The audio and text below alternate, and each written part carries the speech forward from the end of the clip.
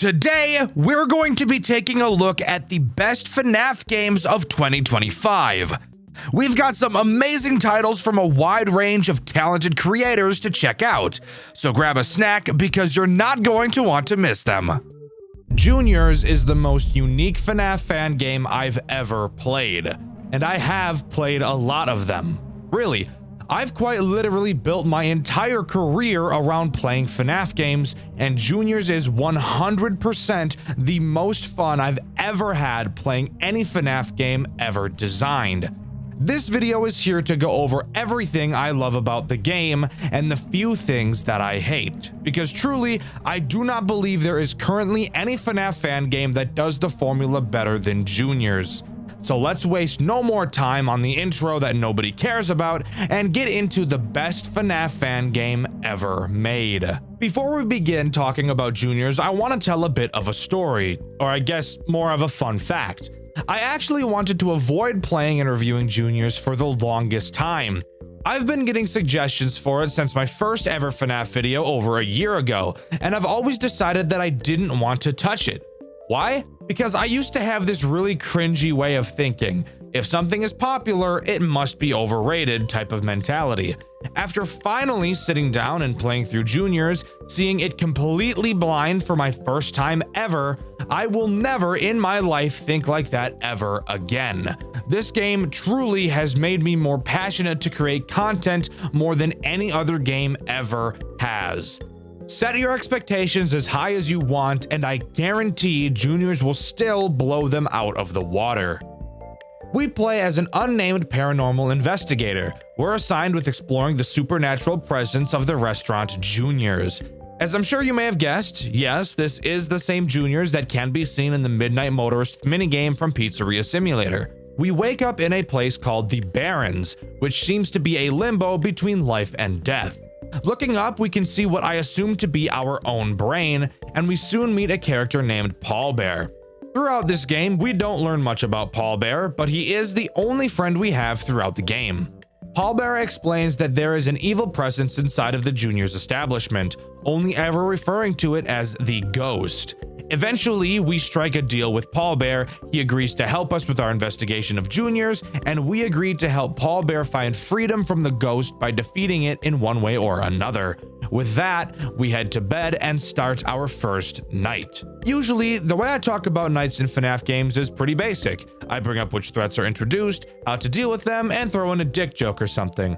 However, Juniors does the entire FNAF formula so differently from any other FNAF game I've seen, so covering this is going to be a fun change of pace. To start, Juniors completely gets rid of the sit and survive style of gameplay that most other FNAF games have.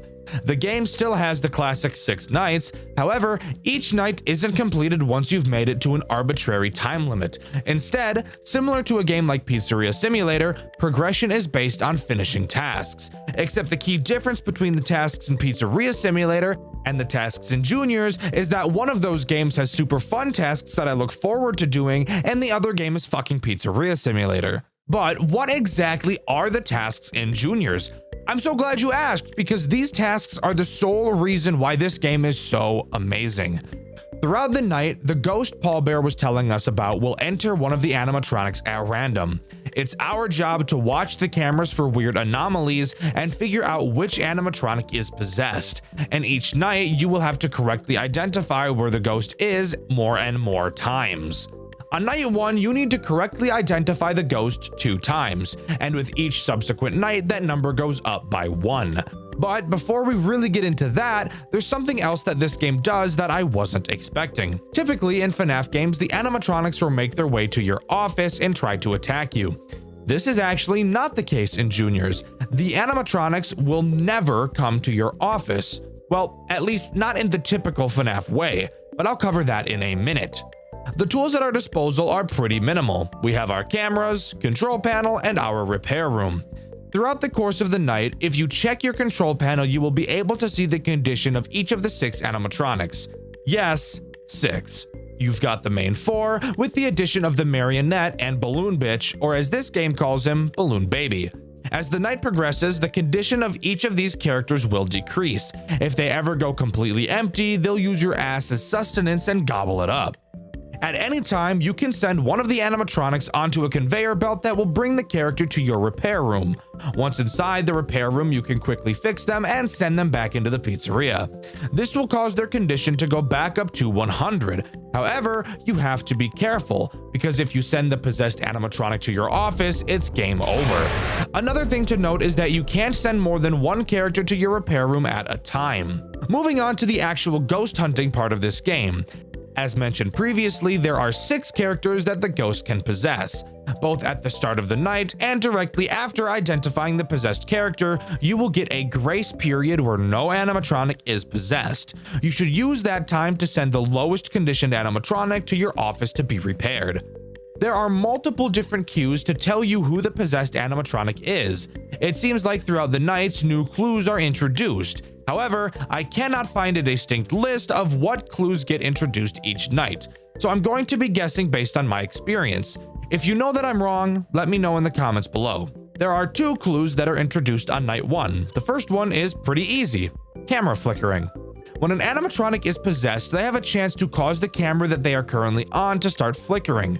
The cameras by default flicker their lights, so this is pretty subtle, but if you look closely at an actual flickering camera, you'll be able to tell that the ghost is on it, because between the flickering, the cameras will have a brief period where they go black. That sounds pretty easy, I hear you saying, and while yes, it is, this is another part of the game that I think is super cool. There aren't an insane amount of cameras to look through, and it's very common that multiple characters will be visible on a camera at the same time. So this brings up the possible problem. If the cameras are flickering on a camera, but multiple characters are present, how do we figure out which of the animatronics is actually the possessed one? This right here, this conflict that you have to figure out, is the main reason why I love this game so much. It's such a simple problem, but the way you go about solving it can be different depending on your playstyle. This is honestly the coolest mechanic I've ever seen out of any FNAF game, and I don't think it's ever going to be beat. So, what was my strategy? Let's start with the hypothetical that we'll use throughout this video. Let's say we're looking at a camera that has Freddy, Bonnie, Chica, and Foxy present on it. The camera is flickering, so we know that either Freddy, Bonnie, Chica, or Foxy are the possessed animatronic. The first thing I would do is either send Balloon Bitch or the Marionette to the conveyor belt, since I know full well it can't be one of them. So I'd just pick whoever has lower condition. Then I would constantly keep my eye on all 4 animatronics on that camera until 1 or more of them left. Once they left, let's say for example Freddy and Chica leave, I would stay on the camera to see if the flickering persisted. If it did, then I'd know it can't be Freddy or Chica. Let's say Foxy left next and Bonnie stayed on the camera.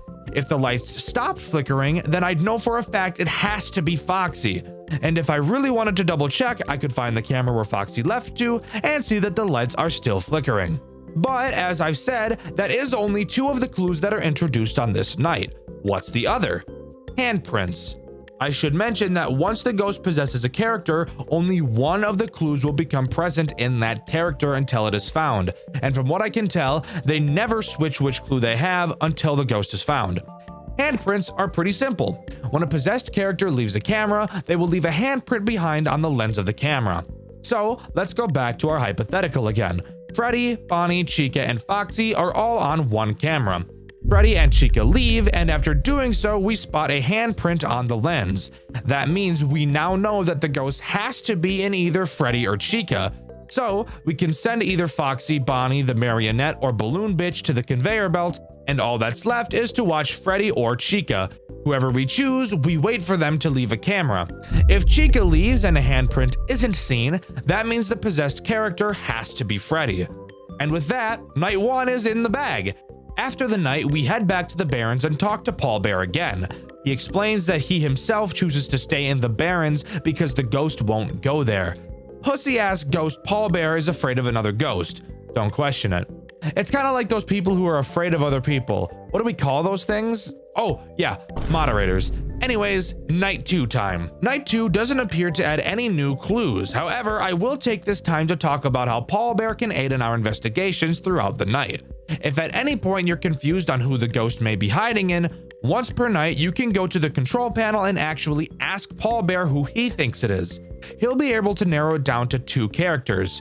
Do you need this to beat the nights? No. but I do think it's kind of neat that it's available if you're struggling.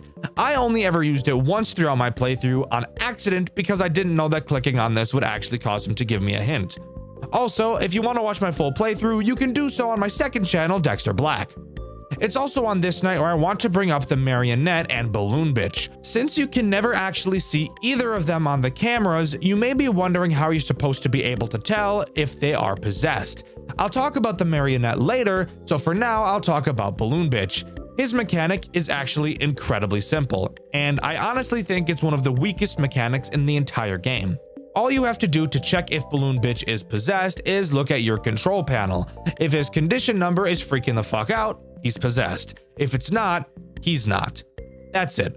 Again, I don't really think that this has a good reason for existing. Maybe the dev just wanted a 6th character so that there would be 3 on each side on the control panel, but I feel like it would have been much more interesting if you just allowed Balloon Bitch to be seen on the camera like the main 4. He could have been made to be a more challenging character. Since he's smaller than everyone else, having him hide in the cameras and be immune to the motion sensor could have been a super interesting challenge. But let me know what you guys think about Balloon Bitch in the comments. After completing night 2, we find a VHS tape. Watching it shows a claymation of Freddy carrying an animatronic limb up to a door. The door has a note on it that says, "Beware the mangle." Looking up, Freddy appears to see said mangle looming down on him, and the cutscene comes to a close. Heading back to the Barrens, we ask Paul Bear about what we saw on the tape. He says he believes that the ghost is trying to build itself a body in the form of the mangle, and that it's possessing the other characters to bring the parts to it. Appearing that we're now on a timer, we know that we have to do something, so we head to sleep and move on to night 3. Night 3 introduces one new clue that the characters can use: camera movement. This one is pretty simple. However, I should start by explaining how the cameras work a little bit more. Typically in FNAF games, the camera will slowly pan back and forth as you look at them. In Juniors, you have to manually move the cameras to see the full picture using WASD. The camera movement clue does exactly what you'd think. If you're moving the cameras, the ghost can cause it to jerk in a direction you're not moving it in. My camera got fucked a little bit, the weird control. I don't know if that was me fucking around or if that was the heathen. Whoa. My camera just fucking zipped. Using that, you can follow the exact same method as the flickering clue. However, the camera will not jerk if you aren't moving the cameras, so you'll need to get into the habit of doing that often. Although that really shouldn't be a problem since, again, you can't see the whole camera unless you move it. This is also the night where I want to talk about the Marionette and how she works. Just like Balloon Bitch, you can't see the Marionette on the cameras. However, you can hear her. You can tell which camera she is on by listening for the music box.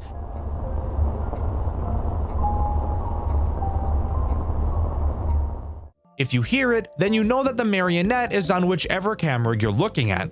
Fundamentally, is this different from the 4 main characters? No. However, I do think it's a super fun addition to the formula, where if we were using our hypothetical again from earlier, let's imagine all 4 of the main characters are on a camera and the camera is jerking in a random direction when we move it. Then all 4 characters leave at the same time, but the camera is still somehow jerking. Then you notice that you've been hearing the music box the whole time and just weren't paying attention. Now you know that it has to be the Marionette. It's not that it's hard to figure out, but it may be something that slips your mind as you're so focused on trying to find the ghost. I love the Marionette in this game, and if you couldn't guess from my constant glaze, it's the best Marionette I've ever seen out of any FNAF game. After completing night 3, we find another tape. On it, we watch the ghost leave Freddy and move to Bonnie. Then see Bonnie carry another piece of the mangle to the secret door. This is another thing I really like about this game. Even though you can't feel it, you know both you and Paul Bear are in a race against the clock. As with every passing night, the mangle gets closer and closer to being completed. And you know that once it's finished, your chances of winning become slim to none. Heading back to the Barrens, Paul Bear isn't present. Climbing up a ladder, we find him in a tree looking out at the brain. We tell him that our investigation ends soon. Paul Bear mentions that the spirits know he's in the Barrens with us by now, and we devise a plan to break into the secret room, the basement, and get to the mangle before it's put together. Sharing a moment of solace together, we head back into the restaurant. Somehow, this game is actually making me care about a character, which is insane to say given the fact I'm talking about a FNAF game right now. But regardless, it's on to Night 4. Night 4 introduces the most ball-busting clue we've ever seen: camera malfunctions. This does exactly what you'd think. The possessed animatronic will cause a malfunction on whatever camera they are on. That means if we go back to our hypothetical, Freddy, Bonnie, Chica, Foxy, and the marionette are all on the same camera. One of them becomes possessed, so we lose the ability to see that camera. Fuck. Continuing to watch the cameras, we hear the music box stop, but the malfunction continues. We now know that it can't be the marionette. All of a sudden, the camera pops back on, and all we can see is Bonnie. Well, now we know that it can't be Bonnie. Now we look around the cameras until we find the malfunctioning one again. As we look, we spot Foxy on a camera. We now know that the ghost is either Freddy or Chica. Oh fuck. You quickly check the control panel and see that Freddy and Chica are both at 15 stability. What are we to do? We don't have enough time to keep watching. So it is now our time to make a decision you will probably have to make at least once in your playthrough. Praying to the RNG gods that the ghost isn't in Freddy as you send him down the conveyor belt.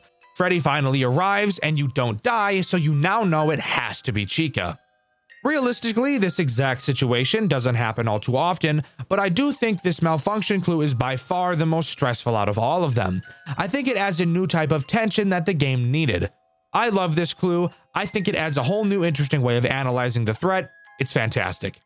After completing the night, we find another VHS. In it, we see the ghost possess Chica while she's sleeping, and she takes another piece to the basement.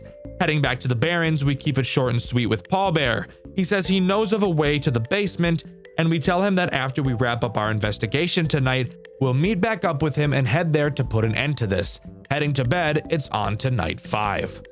Night 5 adds no new clues, only being a more difficult version of Night 4, and by more difficult, I mean we have to find the ghost 7 times instead of 6. I'm really out of things to talk about when it comes to the night sections, as I've talked about everything that's relevant throughout them. All we have left to talk about now is in the basement. After completing Night 5, we get one last tape revealing all of the characters awakening the Mangle, a foreshadow of what's to come. Heading back to the Barrens, Paul Bear explains the plan. We'll go along with whatever the Mangle has planned and lure her into the Barrens and trap her forever. We say our final goodbyes to Paul Bear and enter the basement, not knowing what's ahead of us. Upon entering the basement, we're greeted to a new office. The basement serves as Night 6, the boss fight night. I'm just gonna put this out here right now. I am not a fan of Night 6, gameplay-wise at least. I think it looks great, and I think it serves excellent story purposes, but I think it's a massive step back from the core loop of the game. The basement is set up exactly how the office from FNAF 2 is. 2 open vents to your left and right, and a large hallway in front of you. You have access to a flashlight, cameras, and a Bonnie mask. Yes, it's literally just FNAF 2, even equipped with a music box to constantly wind throughout. Maybe this is the reason I don't like this night. Just kidding, it's not a maybe. Of course this is the reason I don't like it. I'm not a huge FNAF 2 fan personally, so seeing it in a FNAF game that I really like puts a bad taste in my mouth. However, I'm not going to let that discourage me.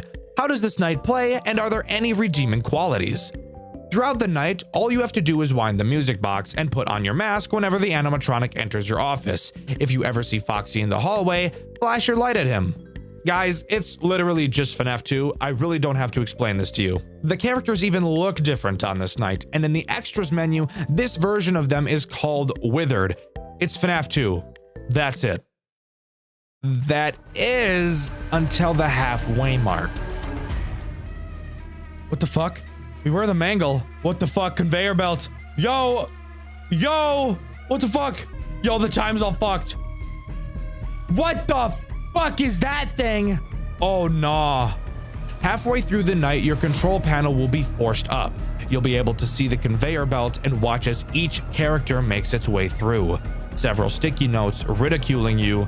Every single animatronic sacrifices its body to the Mangle, and it's finally time for the final fight. The Mangle enters the building, and now is the perfect time to talk about how fucking disgusting these character models look, especially Mangle. The level of detail in these characters is insane. Seeing Mangle on the cameras is probably the most uncomfortable thing about this entire game. She's so gross and it's super cool. But I do have to ask the question, why the fuck do they look like this? Is our main character going insane and imagining that they look like monsters more than they do? Or did the manufacturers of these robots actually design the most fucked up creepy robots of all time? Anyways, once the Mangle spawns, the way this night is played changes. Now, for some unknown reason, Mangle has an owl attached to her. Does that make sense? I'm sure there's a reason for it, but I can't for the fuck of me figure out what that might be. Occasionally, this owl head will appear in either of your two vents. When it does, all you have to do is put the mask on until it leaves. Mangle herself has a chance to appear in the hallway. As far as I can tell, she has no sound cues, so you have to constantly check for her yourself. When she's there, hold the flashlight on her until she leaves. Finally, we have the most soul-sucking, nutsack-tearing, butthole-puckering mechanic in the entire goddamn game. The Ghost. The Ghost can appear on any camera. You'll be able to tell because you can see her hand. When you see the Ghost, all you have to do is hold the light on the camera until it disappears. You might be asking yourself, why the fuck is that a problem? That sounds even easier than the owl. Hell, I almost guarantee you will never be able to see the cameras in your entire fucking life. Why? Well, as I'm sure you're aware if you've ever played a FNAF game before, when a character moves from one camera to another, it's very common for the camera to go black for a moment. This is done so that you don't see the characters teleporting out of sight. However, the Mangle moves so goddamn cocksucking fast through the cameras that they will be black for about, I don't know, 90% of the fucking night. Meaning that very rarely will you be able to check if the Ghost is on a camera. Could we stop? Could we stop? Literally, what the fuck am I supposed to do? She's moving around the camera so fast, I can't even fucking look to hold the light on her. I feel like this is unintentionally difficult, but it's actually so bullshit, it's not even close to fun. This is the main reason why I dislike Night 6 as much as I do.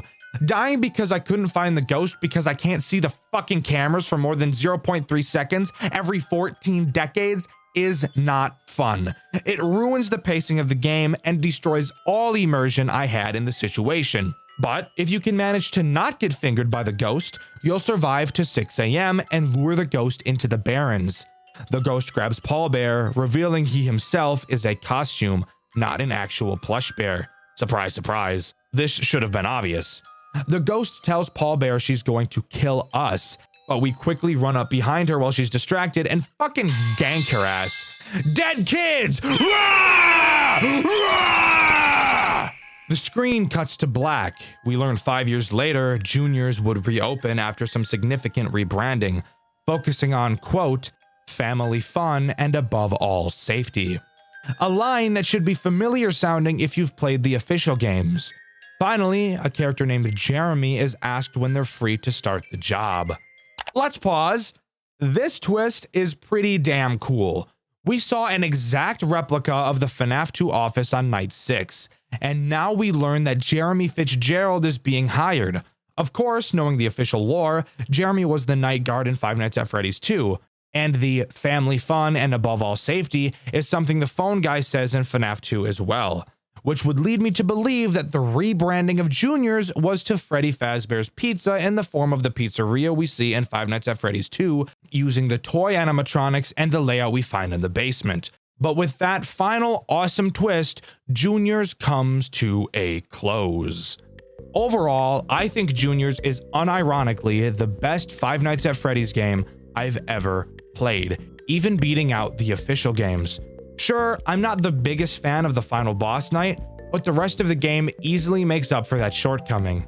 Juniors is 100% at the top of my fan game tier list, and I highly doubt it will be losing that position anytime soon. But let me know what you think. Do you agree with me, or do you think Juniors is actually poopy dog shit? Let me know what you think in the comments below. In my animatronics memories video, I asked you guys what your least favorite FNAF game was and why. My favorite answer was this one from Pikachu Girl Kai, who said the Jolly series, and I couldn't agree more. If you're wondering why I agree so much, I have an entire hour-long video where I dog on the whole thing on this channel. Go check it out after this one. Scopophobia is the irrational fear of being persistently stared at or watched. For most people, I feel being watched is one of those things that is just universally feared. Several forms of media have been made around it, from books to movies, and of course, horror games. But what about FNAF games? What is the scariest FNAF game you've ever played? And while playing it, did you get the strange feeling that you were being stalked? Banshee is a new FNAF fan game created by Kimarzuru and released fully on July 23rd, 2025. For a lot of people, the FNAF genre hasn't grown boring, but has lost a lot of the fear factor that it once had. I know for me personally that is the case. Sure, cheap jump scares will always startle people, but actually being scared is something that most FNAF games just aren't capable of doing anymore. Banshee, however, is different. Banshee isn't just scary, Banshee is horrifying. Grab a drink and get ready to jump into the rabbit hole that is Banshee, Five Nights at Freddy's most horrifying fan game. Banshee is a game heavily inspired by the original Five Nights at Freddy's Pizzeria Simulator, mainly taking inspiration from the night sections of that game, wherein instead of beating the night by surviving, you instead have to complete multiple tasks, making the length of the night dependent on you. Of course, when you think of Pizzeria Simulator, the very well-known salvaging sections may come to mind, and don't worry, Banshee has those too. Before every night, you will have to salvage a character in much the same way you do so in Pizzeria Simulator. On night 1, you have to salvage Springtrap. Pause. This design is actually horrific. This is gross. I haven't seen a model from a game that made me as uncomfortable as this one has in a long time. And trust me, they only get more grotesque and uncomfortable as we follow the White Rabbit. To salvage a character, you must first play an audio cue from the tape player in front of you. You can hold up the milligauss,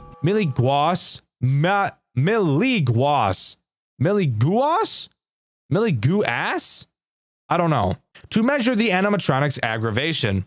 As you play the audio, the meter will slowly rise, and having it stay on the highest setting for too long will result in a death. Additionally, your tape player may start to malfunction while the sound is playing. If you hear this, you must stop playing the tape for a few moments before turning it back on. The animatronics do not like when the tape player is broken. Once you have the animatronics aggression maxed, input some info into the computer, and it's on to the real night section. And let me tell you, if you thought the night gameplay from FNAF 6 was stressful, you're not ready for what's in store for you in Banshee. Night 1 introduces 2 characters. You may be wondering how that's possible since we've only scrapped one. And that's because one of the 2 characters was in your restaurant from the beginning, that threat being Yellow Bear.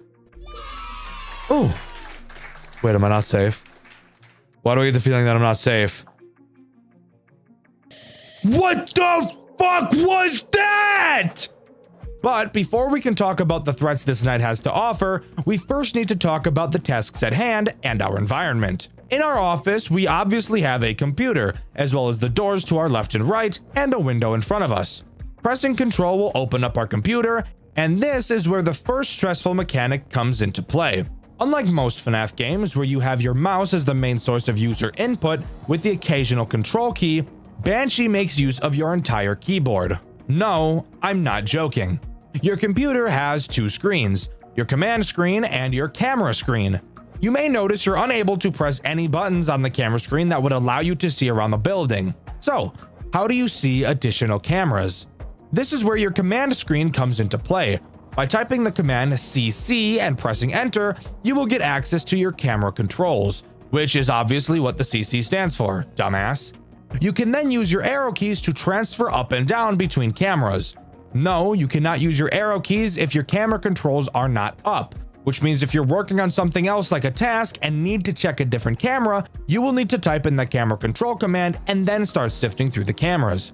This is obviously stressful as fuck for a number of reasons. On later nights when things begin becoming more hectic, if you're not a fast typer or you can't remember where the keys on your keyboard are without looking, then this will pose a very obvious problem. I mentioned your tasks. What are those exactly? Well, you have 4 tasks you have to complete. Kind of. You don't actually have to complete any tasks to beat Banshee, as there still is a 12 to 6 a.m. timer. So, what's the purpose of the tasks? And to be truthful, the answer is that I don't really know. At the end of each night, it tallies how many tasks you've completed, and that seems to have something to do with how much money you get. So I'm assuming that the only downside is not having money for your tycoon, which is needed for the true ending. But there may be another reason I'm unsure of, and the wiki is no help. Anyways, back to the tasks. Task number 1 requires you to look at 2 items that are going to be shipped. You will have to check if both sides are identical. If they are, type Y and press enter, and if they don't match, press N and then enter. Do this 8 times and the task is complete. But if you ever mess up, you will have to start back from 0. This task is not challenging, but when paired with the other threats this game has to offer, it will quickly become stressful to even be able to manage this. Task 2 requires you to read an excerpt of Who the Fuck Knows What, and either archive it or shred it. To keep it simple, if it's good press, archive it. If it's bad press, shred that bitch. Task 3 involves sitting on your fat lazy ass and waiting for a code to decipher, and then inputting the numbers and pressing enter. Task 4 is much the same, but instead of numbers, it's arrow inputs. And that's all the tasks, which means we can start talking about the threats that this night has to offer. The first of which being the one I mentioned earlier, Yellow Bear. While you never really actually see him, he does still attack you. Throughout the night, you will be able to see posters, drawings, and books around your office that start to change to say "It's me." If too many of these anomalies occur, Yellow Bear will appear and kill you. In order to make these anomalies go away, you will need to look forward, not have your computer on, and close your eyes for who the fuck knows how long. When you open them back up, they should be gone. If they're not, close your eyes for longer next time, dumbass. Hands down, the easiest threat in this entire game. The other threat is obviously Springtrap, or as this game calls him, just Afton. Afton will walk around the cameras and make his way to your left door. When he's there, he will make no sound cues. Or at least, if he does make a sound cue, I was just never able to hear it. When he is there, all you have to do is turn at him and stare until he moonwalks back into the darkness. Again, some of the creepiest shit I've ever seen. So where is he? What the fuck was that? Oh my god, that's actually so fucked. Dude, that's actually so fucked up. That's actually so fucked, dude. Oh my fuck. Oh my fuck. And that's it. Either by completing all the tasks or surviving until 6 a.m., the night will be finished and we're safe to move on to night 2. Now, before we do that, this is where I should probably talk about the tycoon section of this game, but that whole pile of bullshit will be saved until later, because in my full playthrough, which you can see on my second channel, Dxtr Black, I butchered the tycoon sections so fucking horribly, you have no idea how badly I fucked them up. So I'll just save that for later. For now, we move on to Salvage 2. Salvage 2 is called Molten, who I originally thought was Ennard.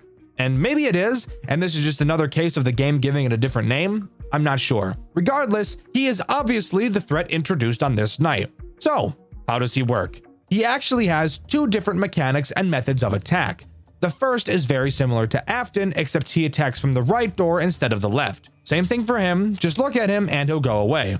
However, once he goes away, he has a chance to initiate his second attack, which by the way can also happen at any time, not just when he leaves your office. Your lights will begin to flicker and an audible sound cue will be heard. This tells you that you need to very quickly find Molten on the cameras. God, is there a FNAF game in existence that doesn't have this fuck-ass mechanic? Whatever. Obviously, you'll probably be doing a task when this happens, so you'll have to type the camera control command and then start using the arrow keys to find him.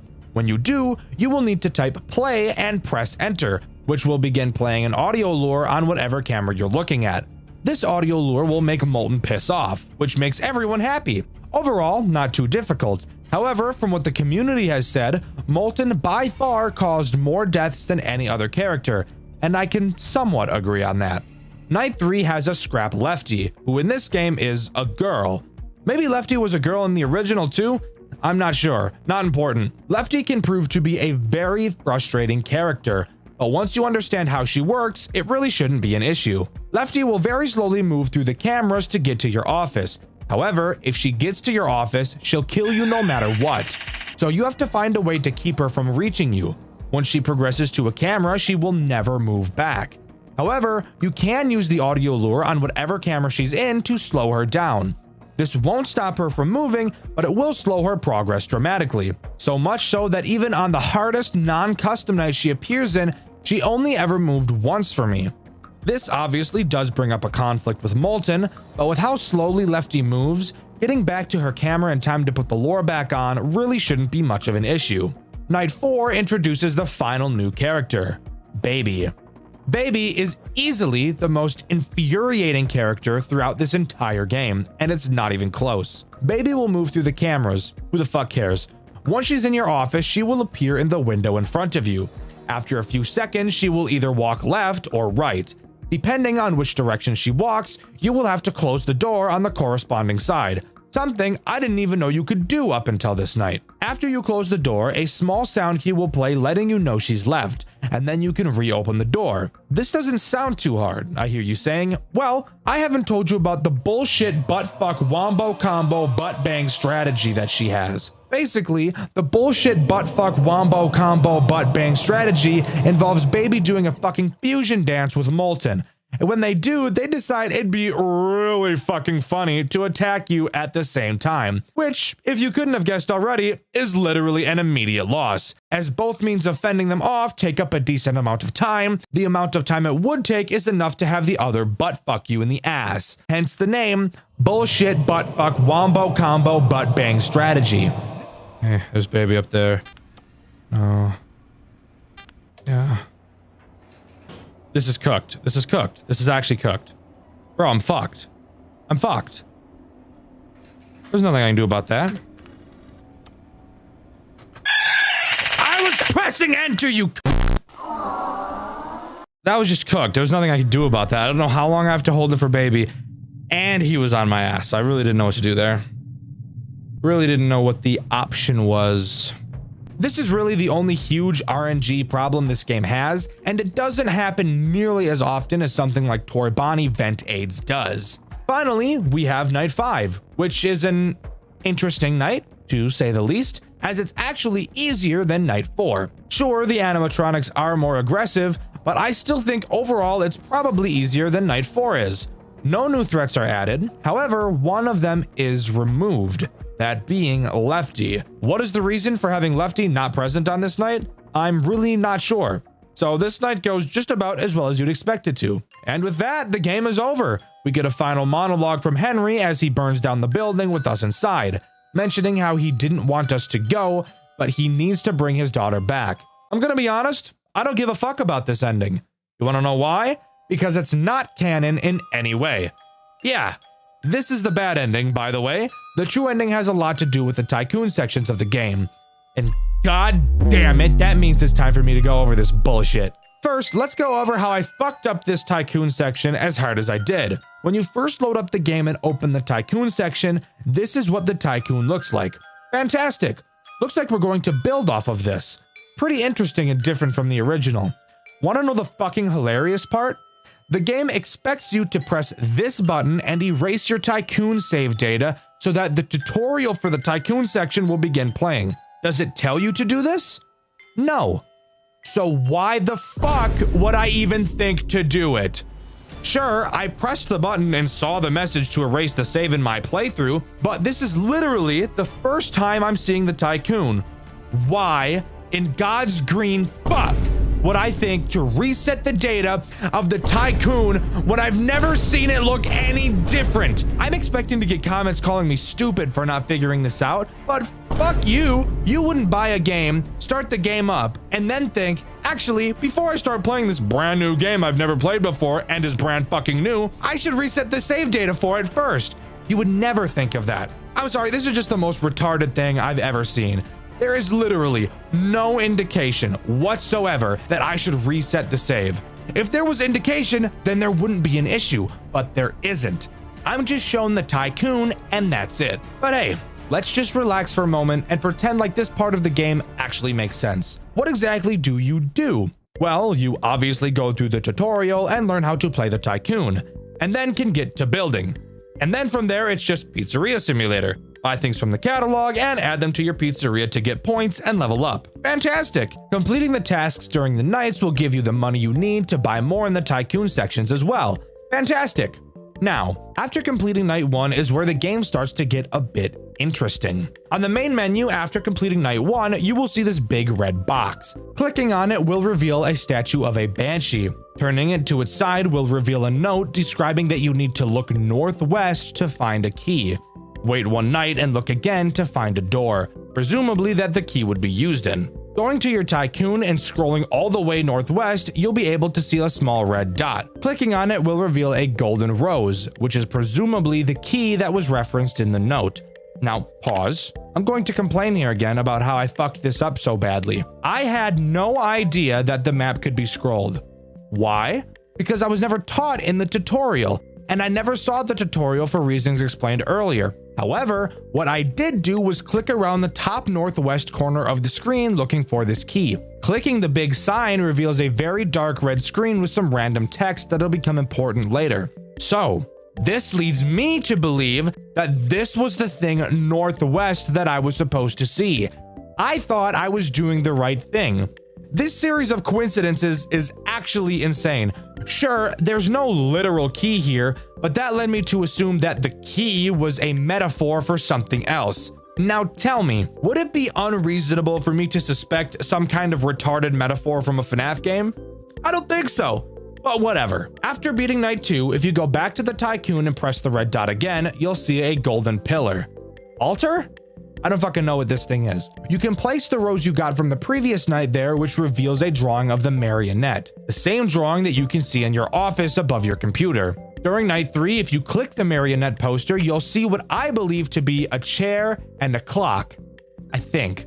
I have no idea what I'm looking at. You can push the chair underneath the clock and the pendulum of the clock will fall. You can then collect the pendulum. You will then get kicked out of the night back to the title screen. Clicking on the red box again will show the statue once more. You can then take the pendulum and place it into the stomach of the statue. Seriously, don't read into this too much. This is some fucked up Aoni type puzzle. Don't read into it, just accept it. After completing night 3, if you click the red box again, you'll get a cutscene.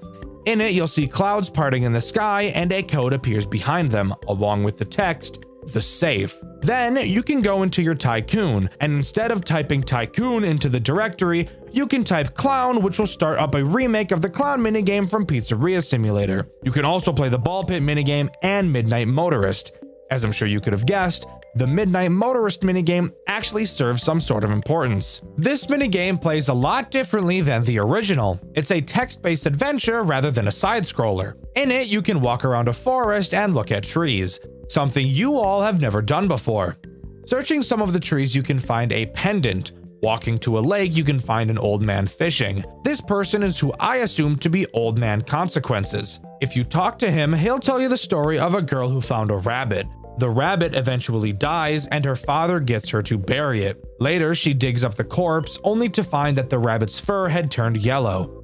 Oh my god, guys! Like Spring Bonnie, do you get it? Can you fucking believe it? Oh my god, I'm gonna bounce up and down, dropping my cheeks and testicles all over my desk! Oh yeah, you can also give the old man the pendant you found and he'll say that it belonged to her. Looking in some more trees, you can find blood-stained glasses. If you bring them to a man by a house, he'll tell you that they were your brothers. After beating night 4, you should be able to buy the safe item from the tycoon. We'll get to that later. Clicking on it will prompt you to type in a code. Typing in the code we saw in the cutscene earlier will open the safe, revealing a picture of a locked gate inside. After buying everything else in the Tycoon section, if you load the original version of the Tycoon and click the logo, you'll be sent to the gate. If you've done everything correctly, clicking on it will spawn you onto a boat. On the boat, you're told a story. Once again, I assume this story is being told by Old Man Consequences. He tells the story of Charlotte, Henry's daughter, the girl who was pushed outside of the pizzeria in the rain and left outside where she was later found dead. The story is abruptly ended by the line, "She isn't there anymore, Henry." Finally, if you've done everything properly and at the right times, when you enter night 5, the puppet will be present, likely being the reason Lefty isn't there. The puppet acts as this game's final boss. So let's quickly go over her mechanics. The puppet can appear in any of your 2 doors. When she does, simply close the doors and she'll go away. Additionally, she will play a laughing sound cue. When she does, you must...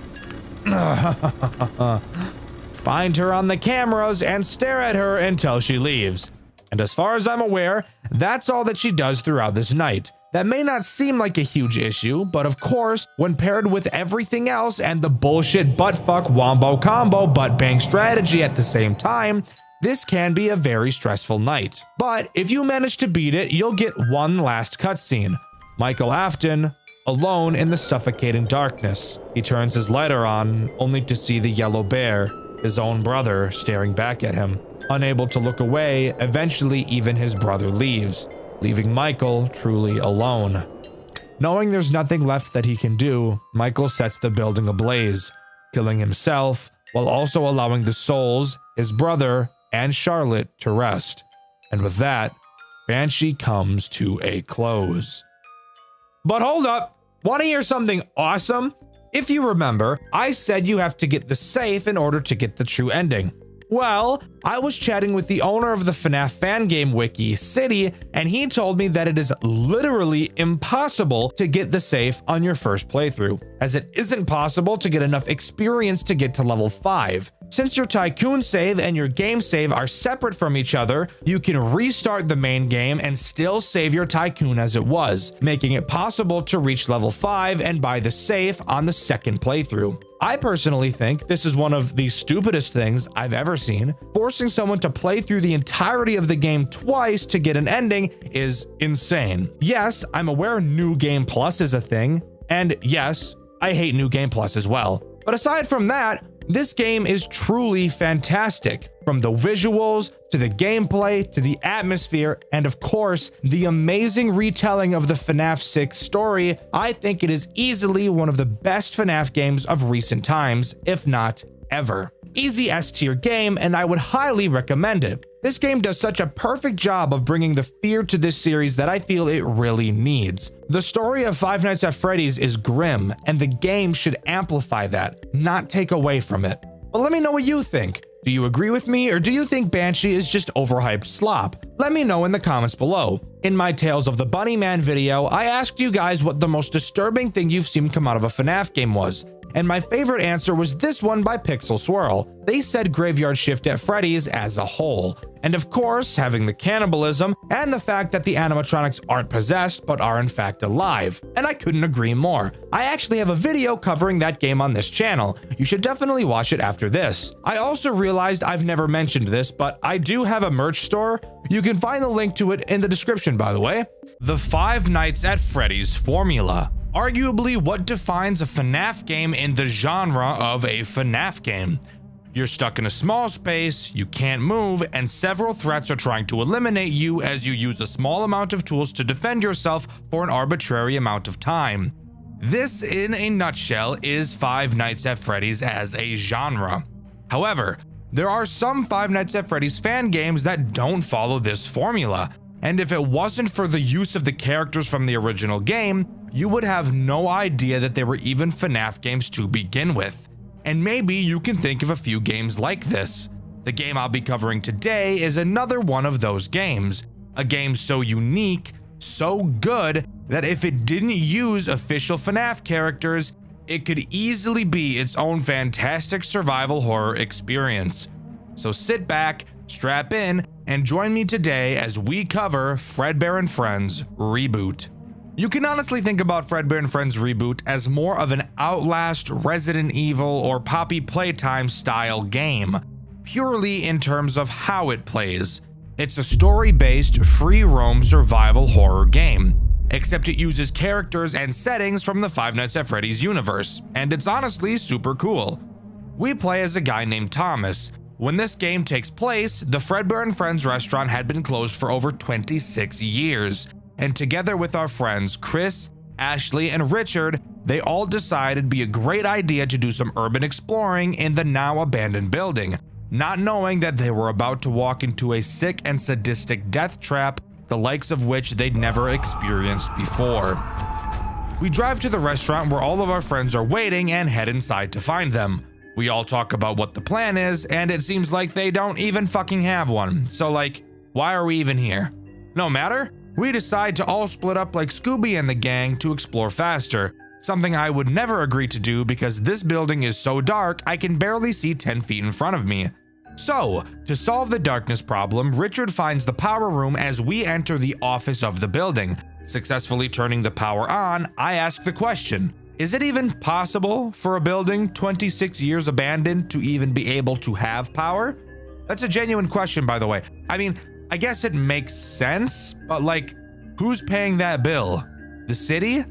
I have no idea. After having our fun in the office, we meet back up with our bald friend Chris. I know being bald isn't a crucial plot point, but a plot point I found relevant to point out. Like, imagine being bald. Couldn't be me. I have luscious locks.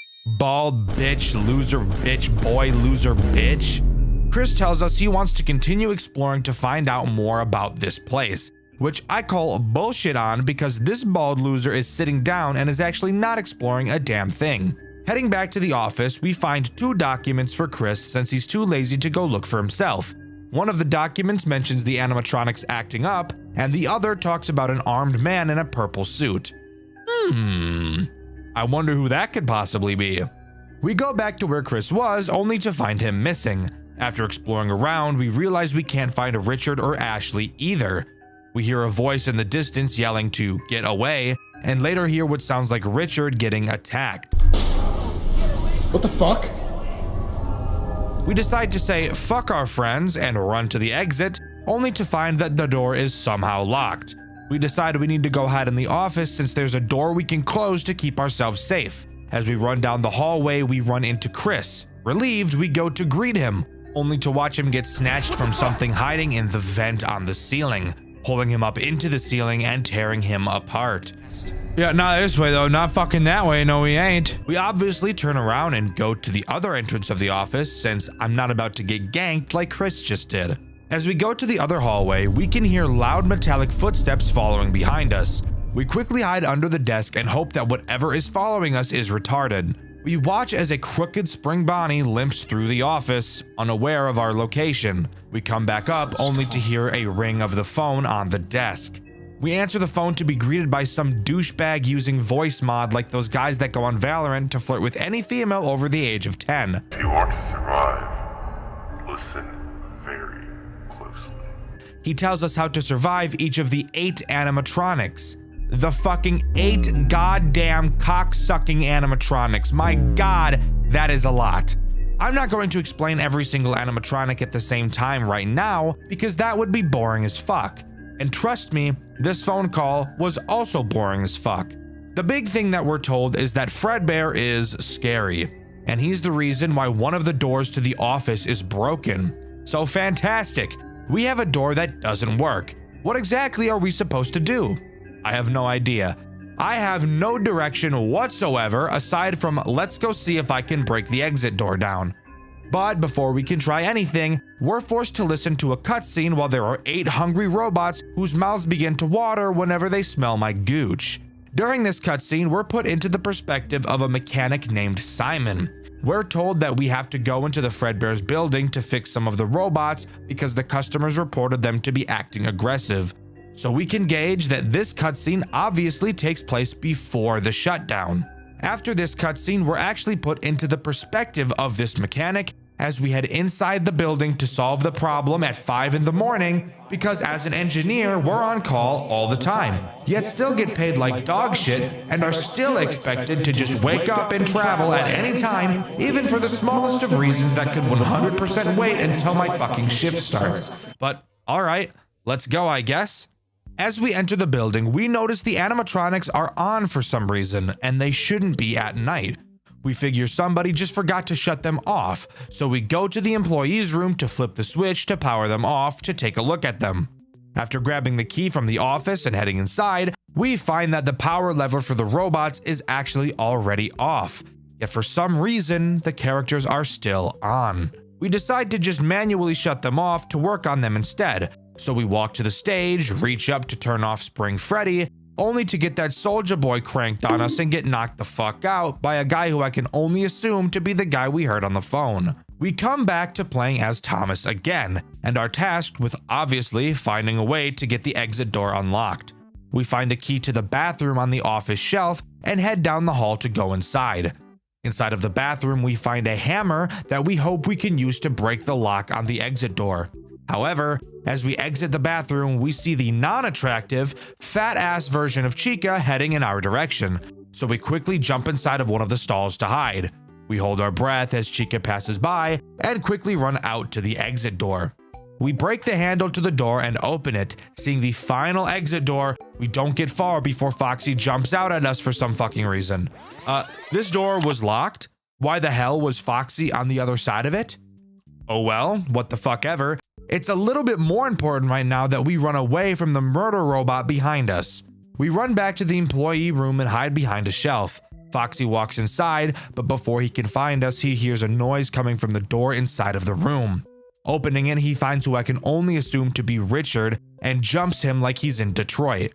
We take this chance to book it back to the exit. As we run, we hear Richard getting torn apart, screaming. We get to the door just in time, and Jesus fucking Christ, the door is gone. What the fuck? Let's ignore the fact that this doesn't make sense, because I don't think I need to explain to you why a door disappearing doesn't make sense. We turn around to see a certain large twitching bear. He just screams in our face and disappears, clearly being a hallucination. We figure there's no better time than the present to find another exit. As we walk into the main party room, so does Spring Bonnie. And now's the time where I can talk about how he works. Spring Bonnie is as basic as it gets when it comes to a survival horror character. He patrols around the building, and if you get too close to him in his line of sight, he'll start chasing you, and he won't stop chasing you until he kills you. And there's also no chance you're going to outrun him. The only way to get him to stop chasing you without dying is to lure him to the side of the office with a door and close it.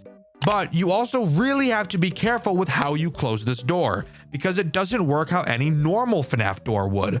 It only stays closed for about 2 seconds, so make sure you time this properly. Nope.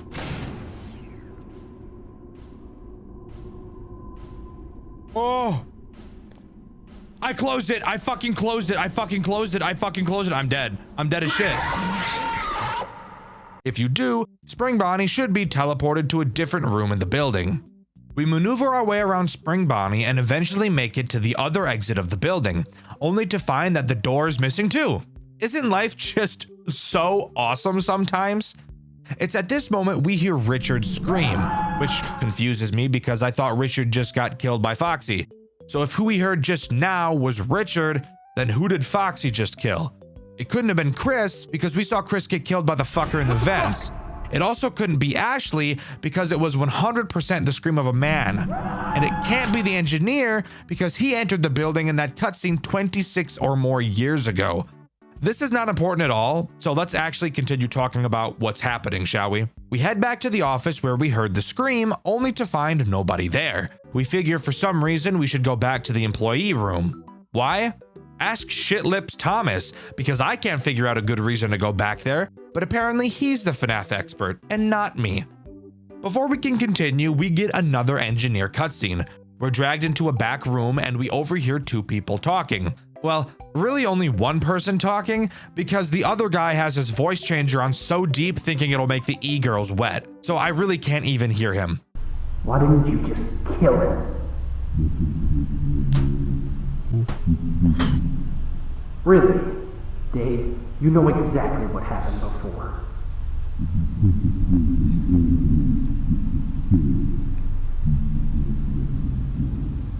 The voice I can hear sounds suspiciously like the guy on the phone who called us here at 5 in the fucking morning. He tells voice changer guy that he should just kill us so we don't get away like the other engineer and spread the word about what they're doing. After not doing it, the phone guy decides to just do it himself, so he enters the room and stabs us to death. Fantastic. I really shouldn't have lived in Chicago. Everyone in Chicago gets stabbed. Going back to the employee room, we find the corpse of a police officer. Seeing that his radio had been taken, we now know that whoever is behind this really knows what they're doing. But we figure that because a police officer went missing, that other officers will be arriving at some point to look for him.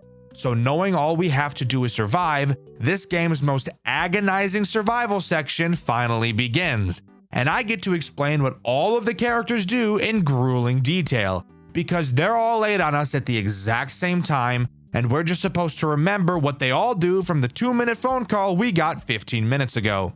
Hooray. Alright, well, the goal is easy. Just survive until 6 AM without getting found by any of the animatronics. Sounds simple enough. All we have to do is track all of their movements and learn their patterns, and then find a spot in the massive 3D environment where none of the characters ever have a line of sight to, right? Almost, but not really, because one main character, Bonnie. Bonnie is this game's way of preventing you from doing exactly that. On certain time intervals, Bonnie will emerge from the room where the puppet is. Yes, by the way, the puppet is in this game. Don't think too much about it. There are a lot of characters from a lot of different FNAF time periods in this game, so just shut up. Anyways, Bonnie will exit this room and make his way to the employee room to turn the puppet control lever on. Once it's on, the puppet will begin moving on a track across the ceiling that leads to a door which has some chains on it. Why are there chains on this door? Well, it's to hold back and stop the big bastard himself, Fredbear. If the puppet makes it all the way to this door, it will break it down and allow Fredbear to come out. And spoiler alert, Fredbear always knows where you are, and if he gets out, you will 100% die, because as mentioned earlier, he doesn't care about the doors, and he is faster than you are. So, all you have to do to prevent this from happening is go into the employee room and turn off the puppet control lever whenever Bonnie turns it on. This leads to you needing to be moving around pretty consistently throughout this night. Why do that when you could just hide right outside of this room, or maybe even inside of it? Well, that's where Spring Bonnie comes back in. Spring Bonnie, and in fact every character during this section, has a very specific movement pattern that they will walk in, and thank God they do, because memorizing these patterns is the only reason I ever completed this section. Spring Bonnie has the habit of walking into literally every single room in the building, and his line of sight is really large, so you will have to always maneuver around him. Also, if that wasn't awesome enough, with every hour that passes during this section, each animatronic will become more and more agile, which really just means their line of sight increases. Chica is the next character I want to quickly mention, and she is pretty boring as a character. She's just Spring Bonnie, except her path doesn't cover as much ground as his does. Her line of sight also appears to be a lot smaller than his, so that's good news, I suppose. She does go through the main party room a bit during her cycle, and that will become important later when I go over my amazing strategy. Let's cover Freddy next, as he will probably cause you the least amount of issues out of every character in this game. Freddy will randomly spawn in random rooms, typically next to the doorways. All you have to do is not walk directly into him. He won't chase you, but if you get too close, he'll instantly kill you. So really just make sure you're watching where you're going. Mangle isn't that terrible either. Side note, I know its name in the game isn't actually Mangle, but fuck you. It looks just like her, and it crawls through the fucking vents like Mangle, so I'm calling it Mangle. Mangle is also the one that killed Chris in that cutscene earlier too, by the way. Mangle is also incredibly easy to deal with. On the floors and ceilings of certain rooms, there will be large vents. Occasionally, you may notice wires coming out from those vents. That means that Mangle is waiting there, and if you walk by, she'll snatch you up. So once again, just like Freddy, open your eyes and you'll be just fine. Foxy is the only real problem during this night, as he's a random character with no pathing, and is also super easy to forget about. Foxy has the chance to be hiding behind any doorway at any time. The only way to tell if he's there is by standing next to the doorway and listening for quiet breathing. For some reason, you can't just move to one side of the door and check if he's standing there, since you literally can't see him even if he is there, which is something I died to in my playthrough, and you can see that over on my second channel, Dxtr Black. That's really all of the problems to worry about during this night, but Bonnie is obviously the most dangerous. So, how should you go about pulling this off? Well, when this game first came out, there was a super awesome glitch you could use to cheese this entire section. If you remember where we hid from Foxy during a cutscene, you used to be able to hide in the exact same spot, and both Bonnie and Spring Bonnie, aka the only characters that enter the employee room, wouldn't be able to see you hiding there. And since it's in the employee room, it was right next to the puppet control switch, so you could beat the entire section just by standing in one spot. Unfortunately for me, I didn't get the luxury of being able to do that, as in the newer version of this game, during this section only, an invisible wall is placed there to block your path. So I had to play the legitimate way. This is when I started to develop my strategy. I'm gonna be so real with you, it took me about 45 minutes to complete this section. I am complete ass at these types of games, which is why I never play them. I personally really dislike the mechanic of every enemy is patrolling randomly and will chase you when seen, but you also have a bunch of bullshit to do at the same time. I know it's a common mechanic, but it's just never something I was able to get into, mainly because I don't take being chased very well at all, so it just kind of gives me a lot of anxiety. Here's how this section can be beaten 100% of the time for anyone who struggles with things like this, like I do. I came up with this myself. I'm super proud of myself. I did no walkthrough because I'm the best. The first step is to run out of the employee room as fast as you can and get to the far corner of the main party room to the left of the main stage. You have to be fast because Spring Bonnie will enter this room quickly after. While in this corner, both Spring Bonnie and Bonnie will never be able to see you, which is huge since this location also gives you an easy view of both of them since they enter through the door on your left. Once in this corner, Spring Bonnie will soon pass by. After a while, Bonnie will enter the room. Bonnie is slow as shit, so this will take a while. But once you see him, you can start following him. Bonnie doesn't care so much about killing you as he does flipping the puppet switch, so you can actually get pretty close behind him. Creep, creep, creep, creep. That's the sound I make. Creep, creep, creep. You gotta match your steps with his, bro. Boom, boom, boom, boom, boom, boom, boom. All good. But obviously, if you get too close, he'll still kill you. Once Bonnie leaves the main party room to enter the hallway, Spring Bonnie should be up near the office, so you don't have to worry about him. Take the time it takes for Bonnie to enter the employee room and flip the switch to stand by the doorway to listen for Foxy. Once Bonnie flips the switch, quickly enter the employee room and turn it off. After Bonnie flips the switch, he will exit the room through a door you can't even open, so you don't have to worry about him turning around. After flipping the switch, you want to run back to the main party room. At this point, Chica should be inside. She will walk around the tables and exit the room through the door that both Bonnies enter through. Simply be slow and follow her. Once she leaves the room, go back into the far left corner again. This is now going to begin the second cycle. This time, since the paths that Bonnie and Spring Bonnie take are much different in length, they will be a lot closer together. Bonnie will enter the room first this time, with Spring Bonnie directly behind him. Once Spring Bonnie goes up and around the tables, you can start slowly following Bonnie. At this point, you'll have to be patient, since Spring Bonnie will enter the entrance room, then travel back into the party room, and then go into the hall to the employee room.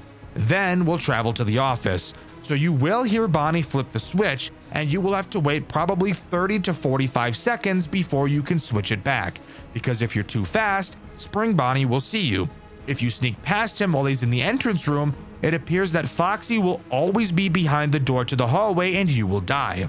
So it's your best bet to just wait for Spring Bonnie to finish this cycle and start walking to the office. I recommend waiting directly in front of the stage during this section since he won't be able to see you. Once he goes down the hall, quickly run into the employee room and flip the switch. Then quickly run back into the party room and go right into the exit doorway. Chica will be entering the party room at this point, and if you're any closer to the stage, she will see you.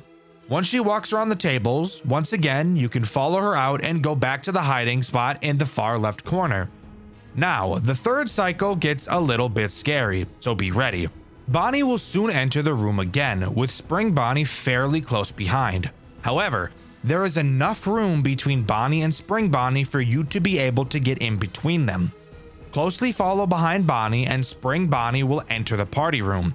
Continue to follow Bonnie into the employee room and shut the switch off immediately after Bonnie turns it on. Immediately run back to the entrance of the party room. At this point, Spring Bonnie should be walking into the exit room. You can take this small window of time to run to the front of the stage. Spring Bonnie will enter the hallway, and once he does, you're safe to go back to the exit doorway. Since Spring Bonnie is near the office, you don't need to go back to the corner. In fact, you actually shouldn't, because Chica will follow behind Bonnie. Bonnie will once again pass you, and you can once again follow him into the employee room and shut the switch. After flipping this switch this final time, you're home free. Simply sit in the employee room and this nightmare of a section will come to an end. And the best part is, since the movement of almost all of the characters is scripted, you'll be able to use this method to beat this section of the game every single time without fail. I hope you enjoyed this overtly long explanation section. It's easily what took me the longest to do while playing this game, so I figured I should devote a long time in the script talking about it. Let me know what you think. After beating this section, we get a cutscene where we're running down the hallway, being chased by Spring Bonnie. We get into the office and close the door on him, which literally cuts the fucker in half. I love this. This is peak. Absolute cinema.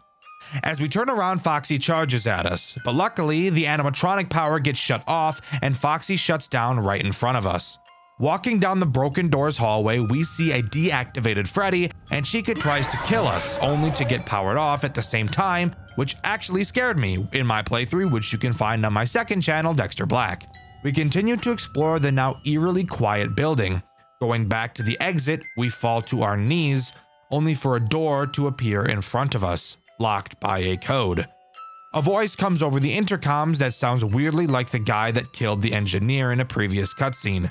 He tells us that he's impressed by our work and that the animatronics we faced thus far will be deactivated for the remainder of our stay, aside from two, who he calls his favorites.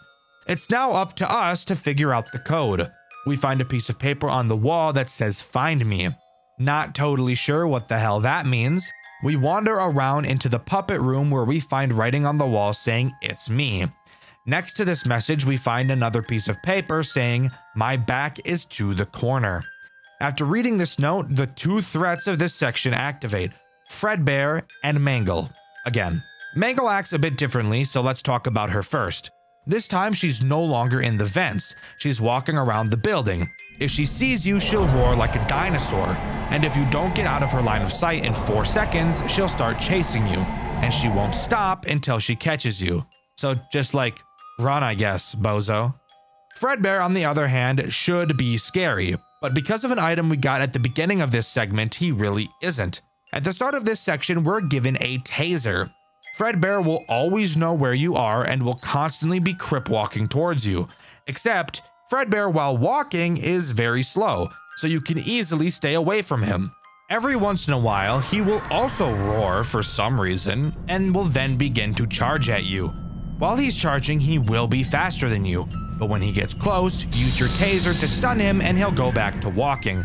So avoiding the threats on this segment is honestly a cakewalk compared to what we had to deal with during the last section. Now, I had a stroke trying to figure out what "my back is to the corner" meant. What you have to do is find Freddy, since his back is to the corner of the wall. Except not really, because his back is just to the wall, not really the corner. Regardless, on his back is another note stating camera 2. I've neglected to mention the cameras thus far, but that's because they're literally completely useless for the most part. Throughout the building, there are several monitor stands where you can place your monitor, because I guess you can't just hold a fucking iPad with your hands. You instead need a holder like a toddler who blares annoying ass YouTube videos while in a public restaurant, and the parents just find nothing wrong with that since they'd rather have the internet raise them instead of them. Anyways, when you place the monitor down, you can look at the cameras. Big whoop. Using your eyes is better in a game like this because you can walk around freely. Regardless, looking at camera 2 now, we find another message saying "I'm here." Going to the location of camera 2, you'll find another note saying "Look up." On the ceiling, you'll find the number 7 and yet another note reading "Inside my head." What this means, if you weren't a genius like me, is that you have to go to Foxy in the office and look in his mouth. Inside, you'll find the number 3 and another note reading "Behind a curtain." Now, there are 3 curtains in this building, and you have to look at each of them in a specific order, which is dumb because all you're doing is looking behind them. Behind the last curtain, you'll see the number 7, and then some text reading "The safest place" will start flashing on your screen. Let's pause. I really don't understand why it wasn't just another note. This is supposed to be like an escape room set up by the guy that locked us in here. How the fuck was he able to make us hallucinate a phrase? I don't know. let's move on. The safest place refers to the office. Going back to the office, we find another note reading the second digit. Obviously, the second digit is the number 3, as it's the second digit we found on this little scavenger hunt. Finally, going back to the exit door, we can type in the code 6373. Fun fact, by the way, you can actually just type in this code at the start of this section if you don't want to go through all the bullshit I just explained, because there's no check here to see if you have or not. But after punching in the code, the door disappears. Opening another door that it was covering leads to another room with no fucking door. Falling to our knees again, all of a sudden the door reappears for some reason, and a bunch of police officers barge in past us, and we're taken out of the building to safety. After being rescued, we're shown a cutscene where Thomas is either being interviewed by police or is in a therapy session. I can't quite tell which one is correct. He freaks out about his friends being killed and then realizes he never heard anything from Ashley. No screams, no body found, nothing. This makes him tweak like when I'm in line at the grocery store and some 40-year-old mom pulls out her own grocery bags to save the environment. You want to know what I do when I see someone using their own bags in the grocery store? When it's my turn in line, I tell the bagger, hey, all my shit, double bag it. Anyways, after this cutscene, we're thrown into the credits, but that's not where this game comes to an end. We actually get a post-credit scene like it's a Marvel movie, where Thomas is in his room. He wakes up in the middle of the night and looks out his window, only to see the silhouette of an animatronic we never saw in the pizzeria staring back at him. And finally, Fredbear and Friends Reboot comes to a close. Overall, I think this game was a super enjoyable experience. Did I get overtly frustrated and almost give up while playing the survival section? Yes, but I beat it, and I'm glad I did. The story to this game is simple and nice. There's no retarded digging that we have to do to learn the simplest things like a fucking name of a character, Scott, asshole. We're instead just given a story the way it should be given. A few mysteries here and there, but nothing so overtly frustrating that it makes it not fun to figure out. The game looks gorgeous, it plays well when you understand what you're doing, and overall I would highly recommend you give it a go. Obviously, from the teaser we saw at the end of the game, a second game was clearly in the works. But with no updates for several years, and it being confirmed that at some point the game's development was put on halt, and given the fact that this game came out 7 years ago, I don't think it's very likely we'll see Chapter 2 anytime soon. But hey, only time will tell. But let me know what you think. Do you agree with me, or do you think this game was actually doo-doo ass rank? Let me know in the comments below. In my next Week at Freddy's video, I asked you guys what FNAF game you guys thought doesn't get enough recognition, and my favorite answer is this one by Seal Bonk. They said the Dormitibus remake, and I agree. I think that title has been dragged through the mud for obvious reasons, and I don't think a lot of people know that a remake even came out. Definitely go check it out if you haven't. The question of this video is, what is your least favorite mechanic from an official FNAF game, and why? What do you think is the most underrated Five Nights at Freddy's fan game ever made? A series that is so amazing you'd think it'd be talked about everywhere. But when you go to check, it seems like nobody has ever even heard of it. The game we'll be covering today is one of those games for me, and when doing research for this video, especially when talking about the lore, I found it incredibly difficult to piece it together because of how little information there seems to be about it. But rest assured, I think I've got it figured out. The game we'll be covering today is Project Readjusted, a FNAF fan game with one of my favorite stories of all time. Sit back, relax, and let's jump into this amazing trilogy together. But hold up, guys. I signed a contract, which means I'm legally obligated to give you an ad read. This message is sponsored by Raycon, baby! Hands down the best in the wireless earbud industry. And during this holiday season, they're giving our community a great deal with their new bone conduction headphones. They're perfect for staying alert while on a walk or even just going out to the store. And for Black Friday and Cyber Monday, you can save up to 30% on all Raycon audio products. Raycon's bone conduction headphones use off-ear audio, meaning instead of plugging your ear up, they send sound vibrations through your bones. which means your ears can stay open to the world around you while still getting crystal clear audio from your music, podcasts, or calls. And these headphones are perfect for multitasking. I can throw these puppies on while I go to the store and not have to worry about accidentally ignoring my friends when they come up to me and looking like an asshole. Even better yet, they're built for all-day use, with 13 hours of battery life, and they're IP68 waterproof and dustproof, which means your sweat won't break them. And I've seen how much you sweat. Ew, it's gross. You need these. And here's the best part. Raycon offers premium quality without the premium price tag. Their quality easily rivals other big audio brands, but at half the cost. Plus, over 3 million customers already love Raycon, including me, and they come with a 30-day happiness guarantee. Black Friday is around the corner. Raycon audio products are up to 30% off site-wide, from everyday essentials to the latest releases. It's the perfect time to upgrade your sound or get ahead on gifting. These early deals won't last long. Shop now before they're gone. Click the link in my description or go to buyraycon.com/DexterWhiteBC to get up to 30% off during Raycon's Black Friday and Cyber Monday sale. Thank you so much to Raycon for sponsoring this video and allowing me to continue to scream in your guys' ears for a living. The first big change I noticed in Project Readjusted from most FNAF games is the way the phone calls were handled. Rather than having the phone calls take place inside the game, this game instead chooses to have us listen to the phone call before we even load into the office, instead giving us a still image to look at showing the characters we will be seeing on each night. I'll admit it's unique, however, I think I'd personally prefer to be able to mess around with the cameras, mechanics, and so on while the phone guy is talking, and just have to make sure nobody moves while that's happening. I feel that's a much better way to utilize the first phone call in a FNAF game. The first phone call doesn't give out any meaningful information, really just going over how the main character Buster works, but it's my job to explain the mechanics, so I don't think I'll be letting the depressed sounding Wei Ji do that for me. Upon loading into the office, you may feel just a little cramped, and that's normal. This office is teeny tiny, like much smaller than most FNAF offices I've seen in my days. Obviously, we have a door to the office, because if we didn't, I'd question how we even got into the room in the first place. However, the interesting thing about this door is that it doesn't close. Oh, Dxtr, does it not have an actual door? Like, it's just a doorway? No, there's a door. Our character just for some reason chooses not to close it. But instead of thinking that's because we're playing in the shoes of a dumbass, I'm instead going to assume it's because we're playing in the shoes of a badass who isn't scared of anything.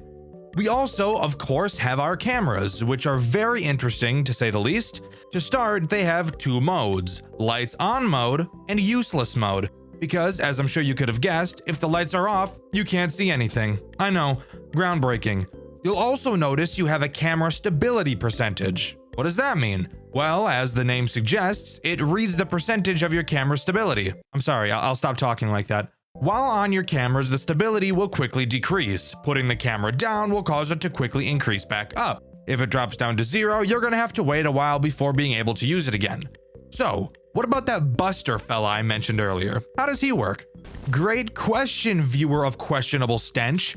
Buster is as basic as a character can get. I'm sure you could probably guess what he does, but it's my job to tell you. Buster will move around through the cameras with the goal of getting to your office. Once there, he'll peek his little head through the door. Using this comically large blue button on the wall of your office, you can shine a light into the doorway, revealing he has the teeth of a British person. Hold this light on him for long enough and he'll go away. Simple sugar. After night 1, we get a short cutscene. You guys seem to like the narration I did in my Maggie's video, so instead of just summarizing what happened like I would usually do, I figured, why not narrate this as well? Hey, it's been a long time, you and me. We finally met ends on a good note, for now. I'm only implying that our experience will be better. Now, there is something I need to tell you. I know I'm jumping to conclusions without explaining who I am, but bear with me. There is something inside this diner. Just maybe put on some type of gig to make some fool believe you to make them work here. Maybe that person will lure that thing out. I'll tell you more tomorrow, but for now, let's begin to go inside. Let's take the back alley, as it's less noticeable. Come along. We only have 5 days. Sounds like someone's trying to dupe us and use us as bait. That's not very kind, vaguely barbaric. But whatever, we're already working here. I guess it's just in our best interest to not die. Moving on to night 2, you can quickly take a little nap because the phone guy takes a billion years to talk about the new character this night adds and ramble about some arcade machines. The new character added on this night is Old Buster. At least that's the name that would make sense. However, this character's name is actually Redeemer. Quite literally, being an older Buster model, I can't quite wrap my head around why they chose to name him in the way they did. Redeemer makes use of your vents, something I've neglected to mention thus far. You can't really see it, but the vent is to the right of your office behind the door, so just out of sight. Redeemer does whatever he damn well pleases until he eventually decides to enter the vent. When he does, an obvious sound cue will play letting you know he's entered. Once he reaches your office, he'll dive in. When he's in your office, it's very important that you don't look at him. However, since the office we're in is so small, it may prove very difficult to just look away from him.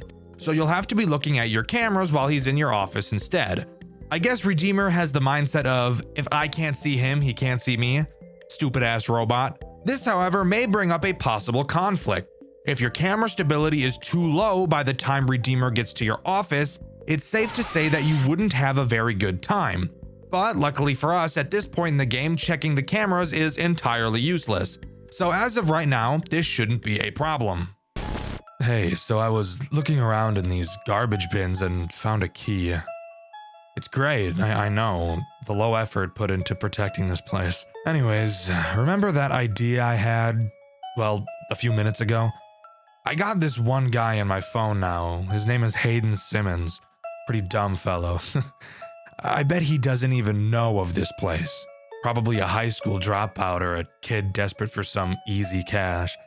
Well, now let's venture inside this establishment and set up an office for our buddy. So we know the name of our character, Hayden Simmons. Too bad his name is one of the rhyming Aiden names, probably the worst group of names anybody could have.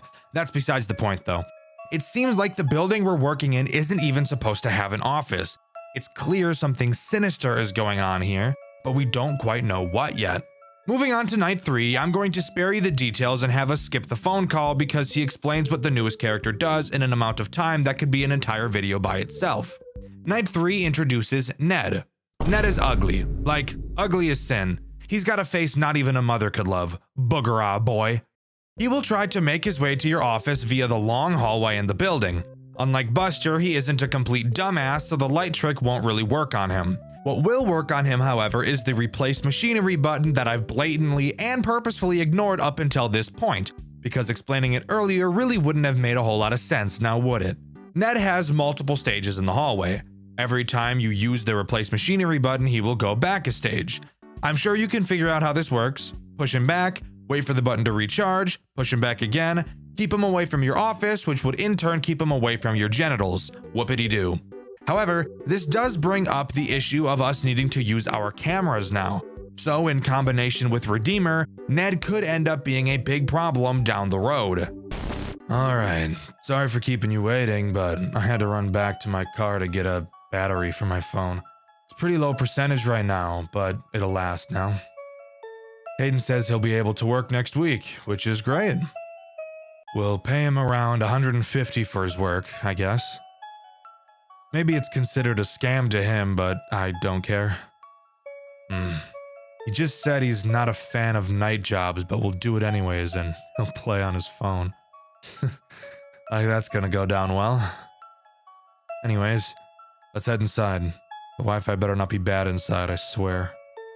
Not much to note from this cutscene. We know we're getting criminally underpaid, and we know that playing on our phone really isn't going to be an option, which just makes me smile from ear to ear personally.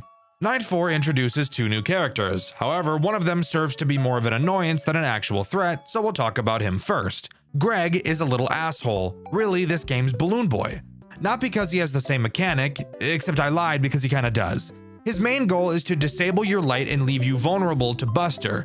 He'll slowly crawl across your office. You will have to click him multiple times to make him go away. If you don't, he'll park his fat ass on the button and prevent you from using your light. You might be asking yourself, Dxtr, clicking on him? How does the game justify that making sense? Perfect question. From the way the phone guy describes it, it's just poking him. So I guess this motherfucker's just the Pillsbury Doughboy. Ticklish ass robot. The other... That's so fucking stupid.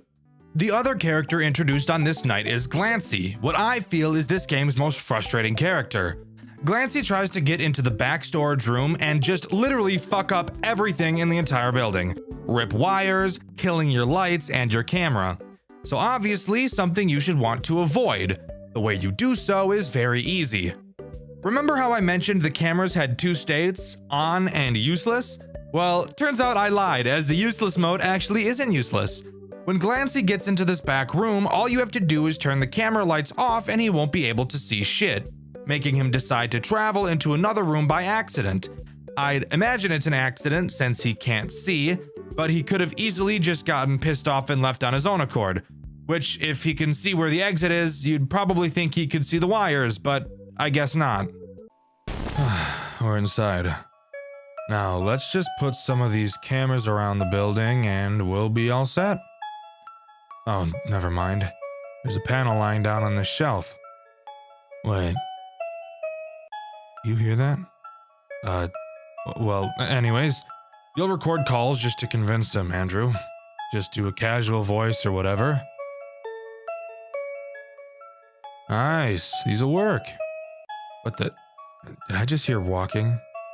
Wait, who are you? Andrew, run. He's looking for me. I'll see you around, friend. Dope. So we know the name of our phone guy, Andrew. Sounds like whoever is heard in these cutscenes isn't Andrew then. And apparently upon entering the building, something found them. Andrew ran, leaving whoever he was with behind, not knowing what the outcome was. Night 5's phone call actually has something interesting in it, if you could believe that. Andrew tells us that the character introduced on this night has something they want. Finally, a motive for what they're doing. Apparently this new character, Vinard, has a special chip that they really want.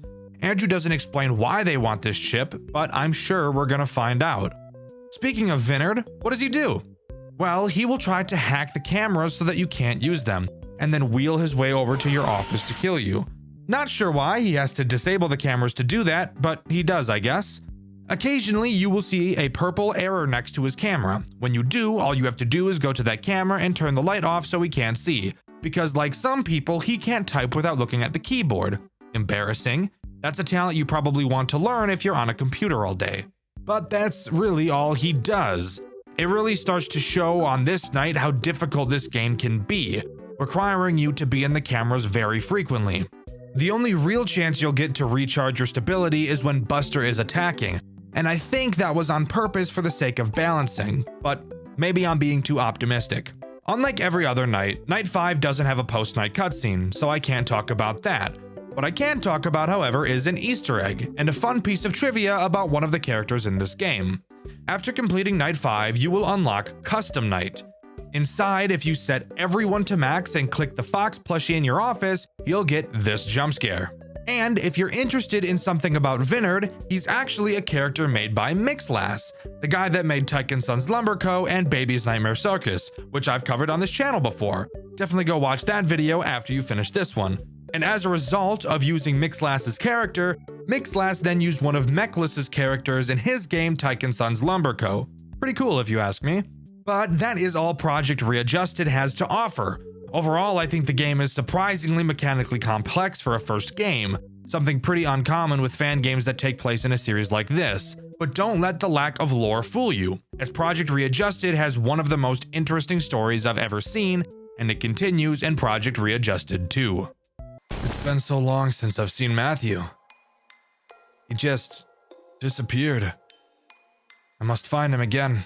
I have so many questions. I could possibly get answers from the new Buster's location. The location is currently being renovated, but they must need some kind of guard. Could be hiding there after all this time. Well, let's see where this takes me in my hunt to find him. Project Readjusted 2 opens with a mission already in mind, finding a man named Matthew.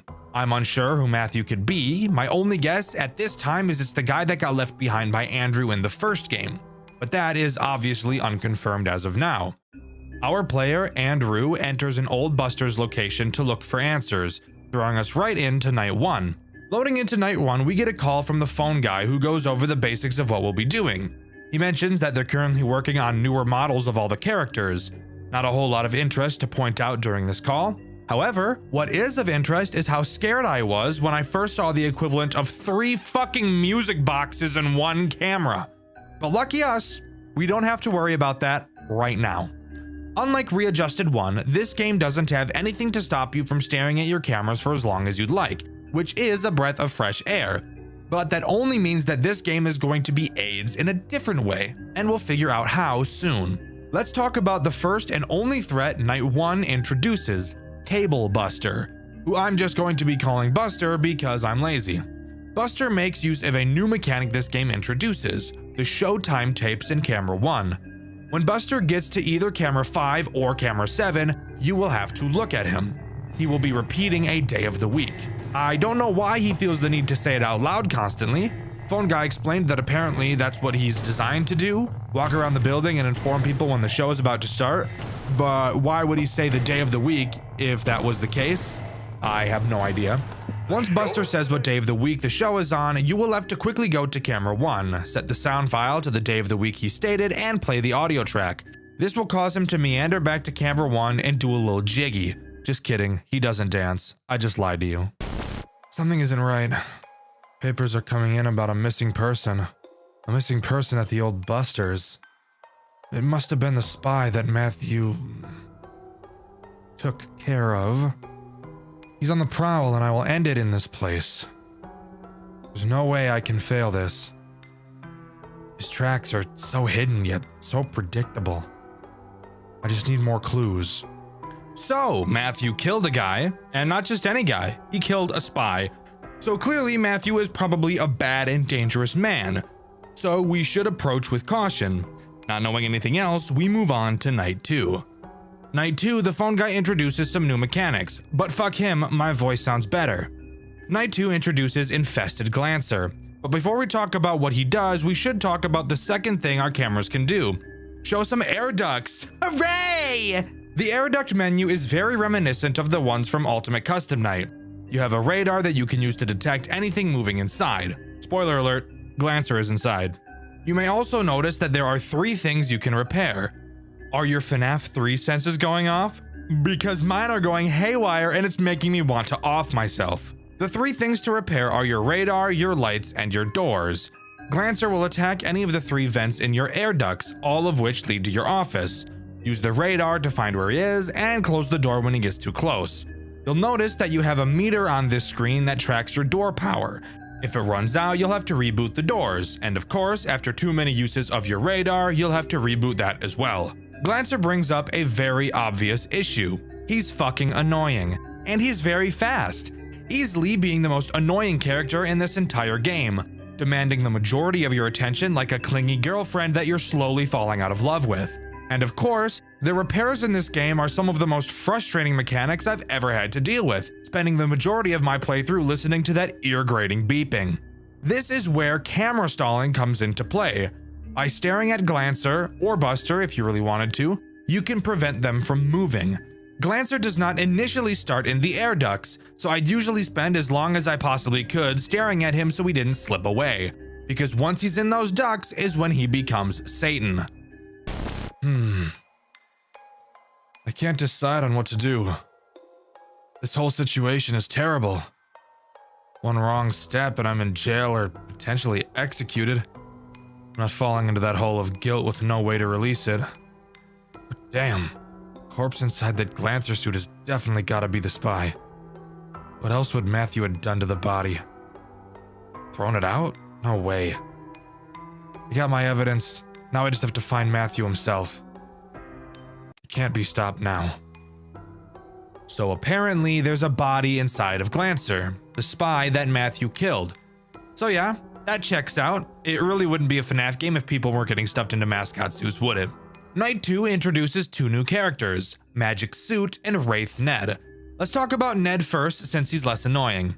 He's this game's version of a Phantom Chica, Occasionally, he can start to appear on one of your cameras. If you don't look away from him fast enough, he'll jump scare you and cause you to need to repair everything.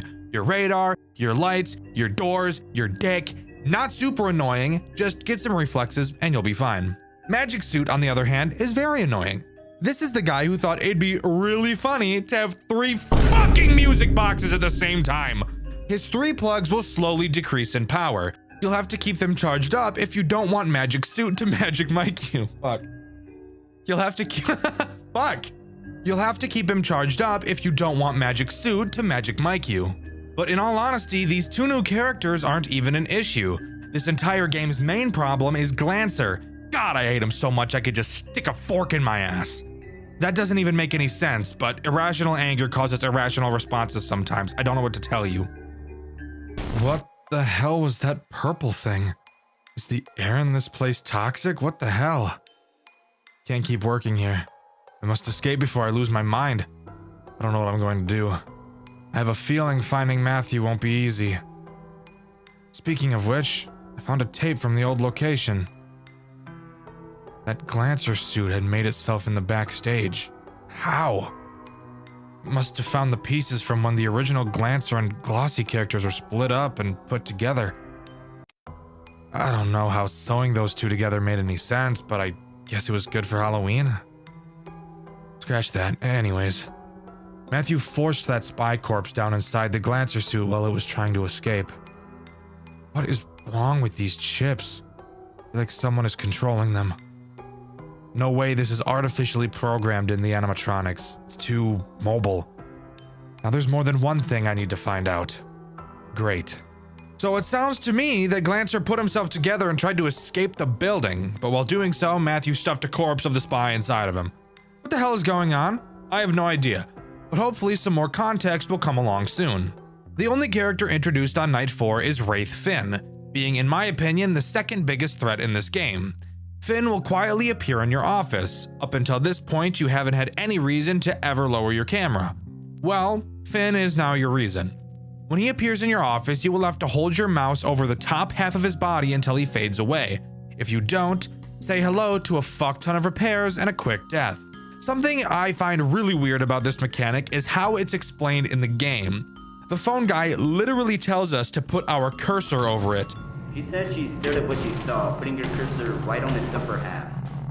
That's kind of specific, but whatever. Just her, I guess. Anyway, good night. I've never really seen a FNAF game be meta like this before, but I guess how else are you supposed to explain the mechanic? I suppose you could say to stare at it, but that wouldn't indicate you need to touch it with your mouse. Overall, a very goofy introduction, and a character that I forgot about so much, I think I died to him more than any other character throughout this entire franchise. Okay, I have many questions.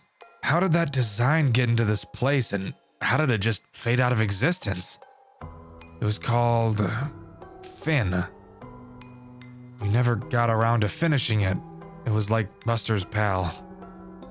The head was never done, but he had his other pieces done. Although I noticed this Finn had his hands gone. This place is so damn weird. This place is so damn weird. Alright, so really nothing interesting said there at all. Finn was supposed to be Buster's friend. Buster is a fucking robot. He has no friends. Moving on to Night 5, as it should be much more interesting and hopefully have a more interesting post-night cutscene. Night 5 introduces the last threat this game has to offer, Wraith Vinard. A character that isn't too terrible to deal with, but will really just act to take more of your needed time away from Glancy, which is obviously not something we want. Vinard only ever appears on camera 8. Occasionally, when checking that camera, you will see Vinard's silhouette with no eyes. You will have to stare at him until his eyes appear. Once they appear, you will then have to quickly look away as if you aren't the fucking reason his eyes appeared in the first place. Something super interesting to note that I haven't mentioned so far is how these wraiths have been explained by the phone guy, being the only characters he's convinced aren't real. But you might be wondering, if he doesn't think they're real, why does he mention them? That's a good point. Apparently, the guard that worked here before us left several notes about these wraiths, and the phone guy is reading her notes to us in the phone calls. Maybe as an in case, maybe just to make fun of her, who's to say? Either way, I find it interesting. Vinard. With legs? What is going on anymore? I can't take things seriously. Wait, no. I hear sirens. I still haven't found Matthew. And I got several people outside awaiting my arrival. Police cars. Someone found out. Someone told them. Matthew, you bastard. I will find you. You won't get away with this. I can't believe this is how my story ends. It's not right. I can't. Matthew was never found by any officials or Andrew. Andrew attempted to bring the situation to court, but not enough evidence was collected. Andrew was deemed guilty for the corpse inside Buster's Diner World and was sentenced to death row, his execution following a month after being assigned. This was not the outcome he had thought of. It could have been worse. This story is false. Well, goddamn! Quick recap. In this game, we play as Andrew, the phone guy from the first game. We still don't fully know exactly who Matthew is, but he called the police and informed them that Andrew was at the building and had killed someone. They arrived, found the body in the Glancer suit, and had Andrew killed, giving us the fake ending. Oh god, endings, Dxtr. Let's quickly go over what it takes to get this true ending, please. Well, there are several minigames you will need to complete throughout the game in order to get this true ending. Let's blast through how to get them. During each night, a specific camera will have its name flickering slightly. Clicking on the name will shoot you into the minigame. On night 1, it's the main supply camera. On night 2, it's the West Hall. Night 3, it's the secondary supply entry. Night 4, it's the secondary supply entry again. And night 5, it's the power breaker. After completing all the minigames and successfully beating night 5, you'll get the true ending instead. The minigame. It spoke the words I couldn't find myself. Matthew died with his baby. A tape left on him. I can't explain what I've experienced here. I can't go on with this sudden guilt. This damned children's entertainment chain should have never happened. This outcome was not proper. And I can't handle it. I don't know what will happen next. I'll report the death of him and the corpse to the police. At least I can get off with no charges. I can't put myself to do it. I can't go the route my gut wants me to go. Later the same night, Andrew had a heart attack. No evidence was ever turned into the police due to this. Nearly a week later, police arrived after suspicion from pedestrians roaming the streets. Police had not told any officials about what was found and began to demolish the location. Andrew's story is over. An ending to a tragic story. There are no solutions to the problem. Diner World Entertainment was shut down immediately and ran out of business, seeking a new opportunity to reach into kids' hearts. This is the true story. Well, goddamn! Turns out it didn't matter what he did. Andrew still died, and no word of Matthew was ever heard from the police. We just can't win, can we? Well, luckily for us, this storyline does continue, and even more lucky for us, it continues in the best game in the series, and arguably one of the most creative FNAF games ever designed. I know who you are, Andrew Vargas. I've seen your name in records before. I know what you're doing. You want information. Lots of it. I'm no provider, but I can lead you to what you want.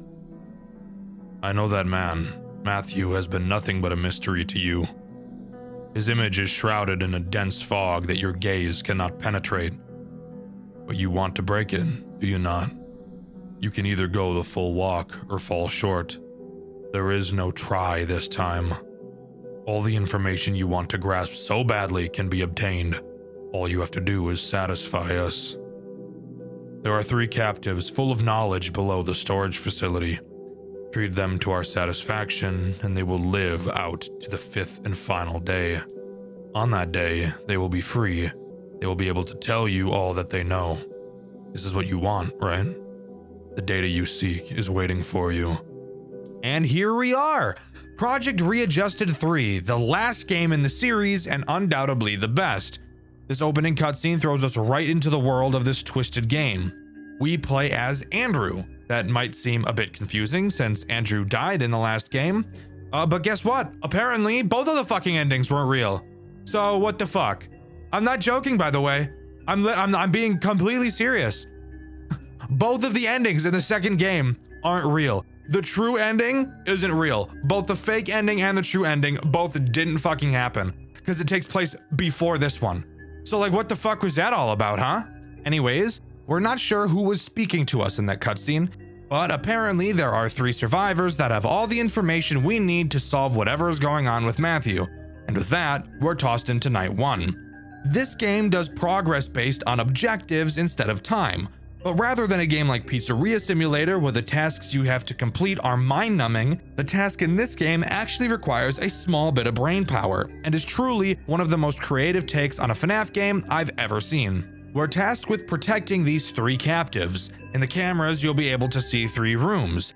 Each of these rooms holds one of the captives. You can keep track of their stats at the bottom of the monitor, see how much hunger, thirst, and satisfaction they're all at. Note how much supply you have. Your goal throughout this night is to send these captives shipments of food and water. Then, once they're all satisfied, the night can end. When you open the gate, food and water will slowly be dispensed. You can control which room these packages will go to. The longer you take to send a captive something, the lower their satisfaction will go. At the top of the screen, you'll see a minimum grade you need to complete the night, and which grade you're currently at. Meaning you don't have to fill each room up to its entirety to complete the night. However, I'm a fucking badass and chose to get the best grade possible on each night. In order to refill your supplies, you will have to complete a task. A set of numbers will appear in a random order and you will have to click them in that order. When you finish, your supply will be slightly filled. Side note, if you ever see this sliding minigame instead of the number 1, that's because in that specific moment, I'm using footage from Indie Fuel. And in his playthrough, he was playing an earlier version of the game that used a different minigame. And that's all that happens on night 1. I could talk about the cameras for sure, but I think that'll become much more important in night 2, which actually brings on the first and main threat this game has to offer. But before we can get to that, in true final game lore dump fashion, after each night we get a post-night minigame to have fun with. In this minigame, we just kinda walk around. We check the stage in the main room and notice that there's supposed to be 2 animatronics on stage, the other being Finn. You may remember him from the second game. We go backstage where we believe Finn should be, only to find a dead child on the ground, bringing this minigame to a close. Something really awesome about this game is the patient hub. Dexter, what's the patient hub? If you'd shut the fuck up and watch the video like a normal person, instead of continuously asking questions like the girl you're watching a movie with that you really wish you didn't invite over because you're just trying to watch the fucking movie, I'd explain it to you. Sorry, lost my temper a little bit. Anyways, the patient hub is on the menu. Using it will actually let you go to talk to the 3 people you're protecting throughout the nights. Throughout the nights, heading to the patient hub, they will give you different pieces of information as the game goes on. On this first night, they don't tell you anything since they've been told they can't yet, probably by whoever put them here. This is such a cool and interesting integration into this game, and I think this is one of the big reasons why this game in particular is so underrated. Night 2 is where this game really starts to get real, introducing the first main threat of the game, Busted. Inside of your monitor, you'll notice the left half that I haven't really mentioned. Well, I'm about to mention it. You'll notice that it only has 3 cameras, but don't let that fool you. Busted will move around the cameras, not only trying to get to you, but to get to the captives as well. If at any point you can't find him on your cameras, that means he's in your office. Your office, by the way, is another thing I've neglected to mention. There are 4 entrances to your office, 2 on each side. You have the 2 obvious hallways in front of you, and then the 2 holes in your walls to the sides of you. Busted is very quiet, so you will have to make sure you're tracking him. Once Busted enters your office, you will have to scare him away with the light. Now, you may think, like most FNAF games, that we'd be given a flashlight, but no, that'd be too easy. In Project Readjusted 3, you're given a fucking glow stick to defend yourself. You know, one of those crack and shake things? Yeah, that's our main means of defense. When Busted is in your office, you have to hold the glow stick on him to scare him away, but there's a catch. your glow stick cannot be used for very long at all. It has a very short lifespan, so you have to check really fucking quickly. Obviously, if you don't, you'll die. But if you remember, I mentioned Busted being able to attack the captives as well. While watching Busted on your cameras, you may notice that on any of the three, he may get a bit too close to some of the patient doors. If he does, that's how you know he's about to attack them. When you see him doing this, you must ring the bell on your desk. The noise will attract him to your office and away from the patients. Something super interesting about Busted attacking patients is that if he kills one, you don't lose, and it will actually make the remaining nights easier since you'll have less mouths to feed. However, as I'm sure you could have guessed, if a patient dies, they will never come back throughout the rest of the game. That means no more talking to them in the patient hub at the end of the nights. And of course, if you let all 3 patients die, then you will lose the game. This right here is one of the coolest mechanics I've ever seen in a FNAF game. Project Readjusted 3 is literally just being placed in a saw trap, really. In the post-night 2 minigame, we talk with the other guards about what we saw. They mentioned this is the second time this has happened. Walking up to the stage, we find another dead child, presumably killed by Buster. We're told to check the office for anything else, and we do. Upon finding nothing, we walk back, only to see the ghost of some unknown spirit that looks like Finn walking away. I started seeing some weird things recently. They were purple weird things. It got closer as I blinded myself, but as I looked at it, it faded away. I don't know what to do. At least the leader himself isn't down here. He is very strict. He would be looking at me, making sure I was staying put and acting appropriately. He threatened to stop liquids from coming into my room if I didn't listen.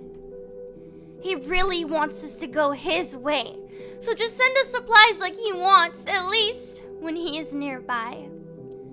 As long as he doesn't notice you aren't doing what he wants, you should be fine. This place is a crazed house, and it's all your fault. I can't believe this! You better get out of here in the end. With me alive! I've started hearing screams. It sounded like it came from a room adjacent to mine. Maybe I'm hallucinating. After all, we are under that old building. You know it had the fume problem, right? Surely you do. You used to work there. You told us all about you. My sister used to work there, but she hasn't touched it since. I think I've figured out why now. Just don't forget about your main threat, but don't let yourself get too paranoid about it. You got this. On night 3, we get introduced to the last threat this game has to offer, the purple hallucinations, explained by the fact that there are strange fumes coming from the facility above. These hallucinations act as a nuisance, but a nuisance you're going to want to maintain. They can appear in any of your cameras or in your office, and they're very quiet. If they're on your cameras, you have to stare at them, and if they're in your office, you have to flash your glow stick at them. They will never kill you themselves, but they will scare the patients if you don't get rid of them. And if the patients get scared, they'll scream, and Busted will kill them. Not at all a difficult threat, but an annoying one nonetheless. The game doesn't really start to get too difficult yet at this point, so let's just move on to the post-night 3 minigame. In the post-night 3 minigame, we really just want to get out of the building at this point. We meet a guard who says that the crowd outside is still going spastic. As we try to walk outside, I'm assuming we start hallucinating? I'm not really sure because I have no idea what else I'm looking at could possibly even be. And the minigame comes to a close. I'm too paranoid. You need to just get us out of here. The creatures are multiplying. Just more staring. Listen out for a squeal if something goes wrong over here. Those purple figures always come for us. Just make sure to get rid of them, please. What's going on over on your end? I keep hearing such strange noises. If you want something out of me, you better keep me satisfied. I don't want whatever is coming for you near me. Ring the bell you were given if one of them is heading to my room, I wouldn't ring that bell all the time, since it is causing noises, of course. Don't be stupid. Hey, I still can't talk about what I know yet, but I think I know something that may help you in your endeavors.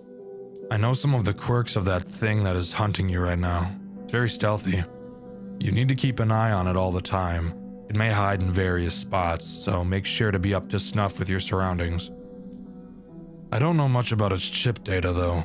I only ever overheard my sister read out some blueprints she picked up on her last workday a few years ago. Night 4 doesn't introduce anything new, however I do want to take this time to mention a mechanic this game has that makes the entire experience way more difficult than it would normally be: switching cameras. I know, that may sound like a mechanic that most people wouldn't even think twice about, but it's on this night that Busted can start to get pretty quick when moving around. So quickly moving through the cameras will become important. However, even though there's only 3 cameras, switching through them quickly can prove to be quite nerve-wracking. You cannot click any camera at any time. You can only move to cameras adjacent to the camera you're currently on, which means if you're on camera 1 and want to get to camera 3, you will first have to click on camera 2. Typically, this wouldn't be an issue, but you have to wait for a static animation to play each time you switch a camera before you can switch it again. Sure, the animation itself isn't very long, but when you have to switch as much as you do, that time will quickly add up. Overall, this is more of a nitpick than anything, but it is something I noticed during my playthrough, which you can see on my second channel, Dxtr Black. The post-Night 4 minigame is a little bit weird. We play as the ghost we saw at the end of the post-Night 2 minigame. We walk around the building, talking to children and guards, hearing messages like, "I blame you," and "How can we punish you?" Eventually, we find the body of another child. We say that we can restore it, and upon coming into contact, we get the message, "You must kill them for me." Just one more to go. Once you left last night, I heard a strange tumbling noise outside. It was metallic and heavy. I don't know what it was, but it may be coming for you this time. Nothing rings a bell, but every time I heard some alarm, it would scamper. I don't think whatever it was likes noise. You have something to play noise? Yes. Please use that to keep yourself safe, but only if it sounds like it's coming close. Using noise at the wrong time may cost you. You better get me out of here ASAP! I'm done playing these games. If it weren't for that guy holding a pistol to my hand for telling you my information early, I would have been long gone. Get it together! I'm tired of talking to you. Get on with it! I heard some ruckus outside, friend. I recognized the weird noise pattern from the debugging process from upstairs. Someone was altering the mascot's code. I know this just because of my sister's curiosity. She brought back some pink robot from her workplace to show me how messed up her work environment was. That thing was tossed in the end. It couldn't move regardless, but the same debugging process intro pattern she used was similar to the one I heard upstairs last night. I can only assume that the two systems are related, most likely by the same manufacturer. All I know is that those old models never liked being looked at after some wear and tear. We flashed a light on the pink thing and it sparked a little. It was a very strange find indeed. Well, I hope you can use this information to your advantage tonight. Let's hope we can see the sun once more. Night 5 introduces one final threat. I know guys, I've been lying constantly throughout this video, but I prefer to call it keeping you on your toes. The final threat introduced is Subject Model 3A, being another annoying character. He will wander around your cameras and you just have to make sure you're not looking at him. If you look at him for too long, I'm assuming you can guess what happens to you. Major bun pounding, salad tossing, you get it. Don't look at him. Overall, he really doesn't add anything new to the mix, really just making it more annoying to keep track of Busted. But if you can complete it, we'll move on to the final minigame. In this final minigame, we play as a child, walking around the restaurant following what appears to be the ghost of a child. We follow them into the back room where the first kid was killed and speak to one of the animatronics. They apologize for what they did to us, probably in reference to killing us. They said their chip made them do it and explained that someone else is pulling the strings and making the robots kill people. It ends off by telling us we will never see it again and to leave. Then the minigame comes to a close. Andrew Vargas, it seems you have found your way. We cannot say we are surprised at your feat, especially considering your perseverance was quite equal to your past endeavors. You found your sources, exactly what you wanted. Though, did you ever think to look for more data you could use towards your search? The patients you have saved do not hold all of the information. just enough for you to draw a plausible conclusion. Regardless of your intentions with the data you hold, your time here is over. You have what you came for, but do you feel empty with what you hold? That is a question that will be left in the air for you to grasp. For now, you may take your prized patience outside of this facility with you until you find your true desire and recollection. We thank you for playing our game. I can't believe it! You did it? I'm free from this place? Oh, I must tell you what I know. Well, okay. I was a producer for one of the most popular animatronic performer shows a few years back. I was vital, but I got to the point where I knew too much, and that is how I wound up here. This man was someone I used to work with. He created these things for his own entertainment business, but he eventually took it too far. He created a powerful computer to control all of his creations from a distance, with whatever behavior he wanted. He always left his plans on his work desk, but one day he felt like something was off. Some grew suspicious of his projects, myself included, but I never took it as far as this one group of people. They were dedicated to finding his grand computer. They went as far as setting up hidden cameras around the building to track anything they could, anything that could leave a trace back to its whereabouts. But they never found it, because the man attacked and killed one of them. I saw it on old discarded footage. That is all I know. I hope this helps you. It took you long enough? Let's make this conversation quick. I was one of the construction employees set to renovate the supply and storage facility for future use. It was gonna be under some childish name like Busters, I think. I was the only one that showed up to the job early, like always. I got to one of the storage trucks I left outside, and that's where my life took a turn. They had a rotting corpse and dismantled robots in that truck, man. A rotting corpse. You could never understand how disgusting that was to see face to face. Sucker fell right out of the truck too, like it was last in line. It was in some blue wreck of a mascot suit. It had a camera stuffed in its mouth. It was horrible. I think you get it now. I went to go get my bag and quit my job, but some gray thing grabbed me and pulled me deeper into that building. Next thing you know, I was dangling for my life. Awesome, right? Well, it pulled me past some satellite. It was covered in those dumb white masks you've seen. The same one the guy is wearing. It's all some weird gimmick. But I know what that gimmick is for. That satellite was being used to get that white rabbit robot back from the depths of the forest, right off of Brickview Boulevard. It had to have been made for that. I'm no fool. I knew about that white monster rumor, and I even went hunting for it one time with the boys. It has to be linked. That's all I got for you. We better not come into contact like this again. I have to owe you something for your determination, my friend. I'm honored. Oh, right. I do owe you something. I have something to tell you. Before this, I was an aspiring mechanical engineer. Machines have always enticed me, so I had been studying it for months prior to this incident. As you know, my sister had worked at that old supply and storage facility years ago. She was my main inspiration for this interest of mine. That night, when she came home with that pink robot, changed everything for me. We dug into the hardware of the robot ourselves. Our father had some spare tools in the garage, so we didn't have to rip into it to damage the thing even worse. We found a lot of weird oddities. One of the most obvious ones was its back. It had the tips of endoskeleton fingers buried in the suit piece, like it was torn apart by one of its own.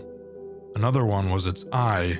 We found a serial number printed in a fine black font face in the back of the eyelids, but it only routed to a 404 page on our home computer. Lastly, it had a code written on the inside of each of the suit parts. It read Model Pound 3C. I don't know the significance of the C. Maybe it was part of a trio, unless there are models with parts 3D or more. We extracted the chip from the robot, though. It was in a very rough condition, but it was somewhat intact. It even had a USB slot in it, which was extremely new at the time. We plugged the cord into our home computer, but it pulled up a ton of strange prompts. We clicked through all of them and found a folder with many text files inside of it. A lot of it was just a garbled mess, but some had what seemed to be addresses. They were impossible for us to decipher fully. Was this animatronic generation holding locations? That's the strange part. What's even more strange is that it had a file named task.txt amongst all the other distorted file names. We opened it, but for some reason the USB had ejected itself. We tried plugging it back into the computer, but it wouldn't pick it up again. All I was able to see before it disconnected was something along the lines of, "He must see what I have done, and maybe he will realize he should have stayed by my side. I know what I'm doing." That's all that I know, friend. See you on the other side. Project Readjusted's story doesn't throw the answers at you. It gives you pieces, conversations, job descriptions, weird one-liners, and you're meant to piece together what was really happening behind the walls of Buster's Diner World. But once you line everything up, the picture is pretty clear. Two employees start a project they don't fully understand. It gets out of control, and one of them ends up paying the price for it. It all starts after Buster shuts down. The public thinks the place is done, the animatronics are boxed up, and everyone has moved on. But Diner World Entertainment hasn't. They're still in the building, still tinkering, and still trying to push something forward, something they only ever call the project. And at the center of it are two people, Andrew Vargas and his co-worker, Matthew. The two are exploring the closed building long after hours, checking the animatronics, looking through old hardware, and trying to locate something hidden deep inside the cast. Something the company wants extremely badly. A special chip connected to a hostile presence in the animatronics. They can't pull it out safely, they can't study it while it's roaming, and they can't risk handling it directly. So their entire plan is built around one thing: lure the entity into range, pull the chip, replace it, and get out. But they can't do it themselves. They need someone to sit in the office every night, act like a regular night guard, and unintentionally draw the animatronics towards them so Andrew and Matthew can track the patterns. That's where Hayden comes in. On paper, Hayden is just watching the cameras for 6 short nights. In reality, he's bait. Everything he sees, Buster, Glancer, Redeemer, all of it is part of a larger plan to drag this thing out. And for the most part, the plan works. The animatronics are active, the patterns are recorded, the project moves into its second stage. But then something happens that completely derails Matthew. Someone else breaks into the building.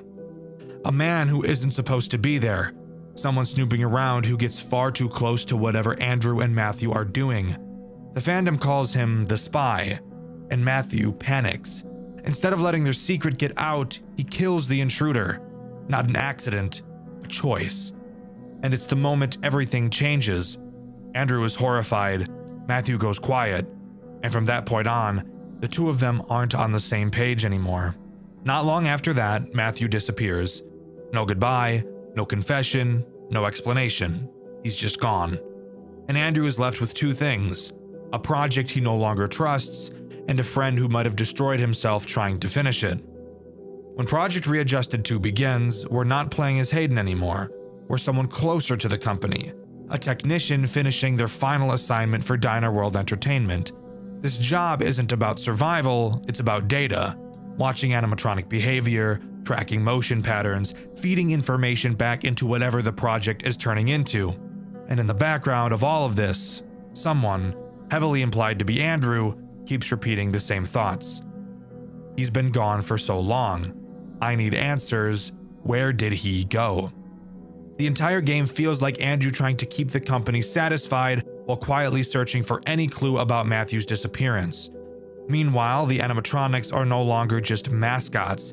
They're infested, corrupted, wired shut, and torn open. The prototypes that were experimented on long after Buster's closed. The project has clearly moved forward, and whatever they pulled from those animatronics is now being pushed into something else, something bigger, something human. And Andrew eventually gets the lead he's been waiting for, something that points away from Buster's, away from the diner entirely, and into a new location, a facility the company is tied to, a place where living subjects are being kept alive for testing. And to follow this trial, Andrew makes a deal, a job offer he can't refuse, something that promises answers about Matthew at a cost. That's where Project Readjusted 3 picks up. Andrew is now inside this medical facility, sitting in a monitoring booth, watching over patients who can't leave their rooms. His job is to keep them alive by sending supplies down long, empty hallways, making sure they don't lose consciousness, and trying not to get killed by something stalking him in the dark. A twisted, hulking version of Buster that shouldn't even exist in a place like this. But the deeper Andrew goes, the more obvious it becomes that this facility is just the project's final phase. The animatronics were only the beginning. The chip, the patterns, the experiments, all of it was leading to human testing. And somewhere inside this building, one of the patients isn't just another victim. He's the thing Andrew has been searching for since the moment Matthew vanished. Matthew didn't run. He didn't escape. He didn't move on. He was taken, absorbed into the same project he helped build. In Project Readjusted 3, Matthew is the subjected member, a living test subject altered by the very experiments he and Andrew once tried to control. And that's the real truth behind Project Readjusted. A company digs up something dangerous hidden inside their animatronics.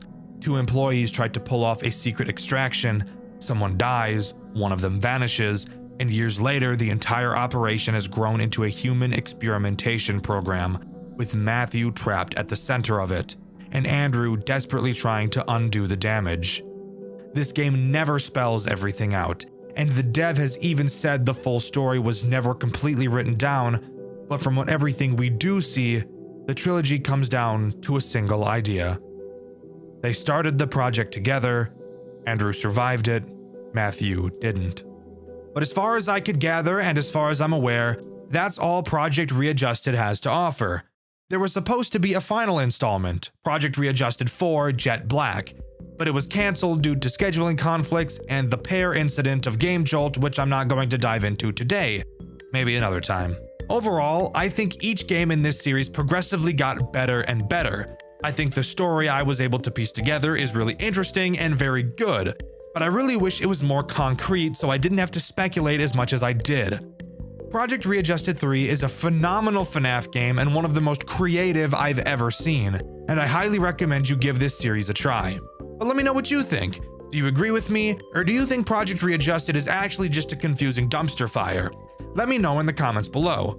In my 5 Nights at Maggie's video, I asked you guys which series you'd like to see me cover next, and my favorite comment is this one by Witchery.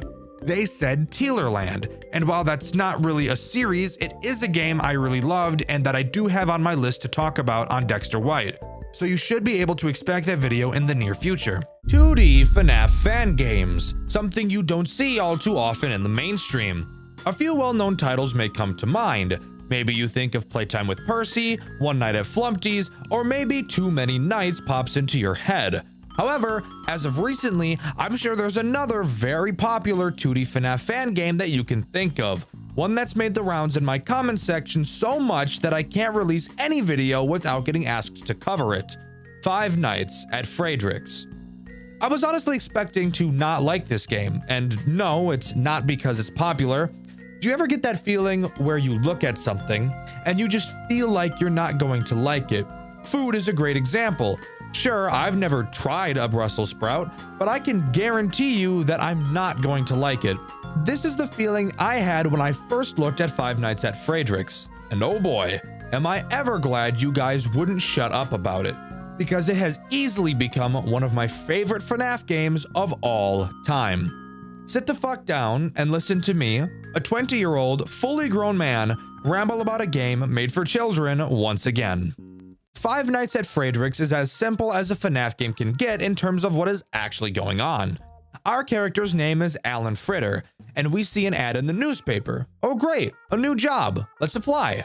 Freicks doesn't try to break the mold here. However, don't let that fool you, as there still is a pretty interesting story this game has to tell. Given the fact there's not much exposition to talk about, we instead get to hop right into night 1 and go over to the office and look at the tools at our disposal. Our office looks very similar to the office from Five Nights at Freddy's 1. 2 doors to the right and left of us, some cameras, bada bing bada boom, classic Five Nights at Freddy's. So, why does this game stand out to me and so many others then? Well, I'm glad you asked. Opening up the cameras, we will see the first main gameplay loop Freicks has to offer.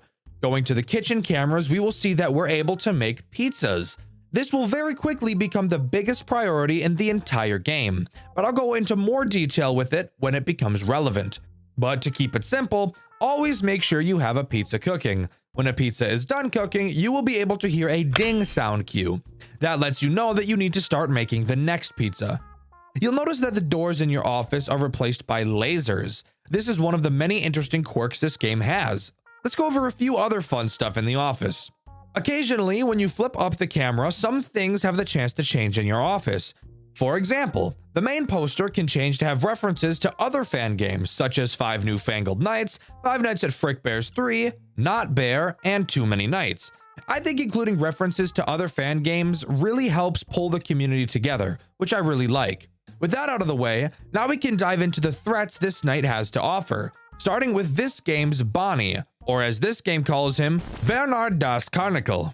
Yes, by the way, each of these characters in this game have been given a German name. If you'd like to know the reason why, tough shit, because even the dev doesn't know why he chose to do this. Bernard acts somewhat similarly to Bonnie, being the character that attacks your doors, except this time around he can attack both instead of just one. A big step up from what he usually does. Freicks has no lights on the doors, so you'll have to look out for Bernard's fingers to be able to tell that he's there. If he is, use the lasers to shock him and he'll run away. If you don't do so fast enough, he'll step into your office and kinda just stand there, blocking the laser button and just kinda stare at you with his dopey ass face. This is also a good portion of the video to bring up how the power usage in this game works. It's obviously the same as any other game in concept. The more things you're using that waste power, the higher the usage will be, and the higher the usage meter is, the faster your power drains. You'll notice a difference in this game than in a game like Five Nights at Freddy's 1, where in FNAF 1, the moment you stop using something, the usage will instantly decrease, whereas in Freicks, the power will decrease exponentially. However, this may also just be a visual thing, so maybe I'm just talking stupid right now. This night also introduces Chica, or as this game calls her, Clara das Kuchen. Clara is the reason why cooking the pizzas is so important. Clara will enter the kitchen. If a pizza is not cooking, she'll take charge and start cooking one herself. Except there's something really funny about that. And that's that she literally fucking sucks so bad at cooking you would not believe it.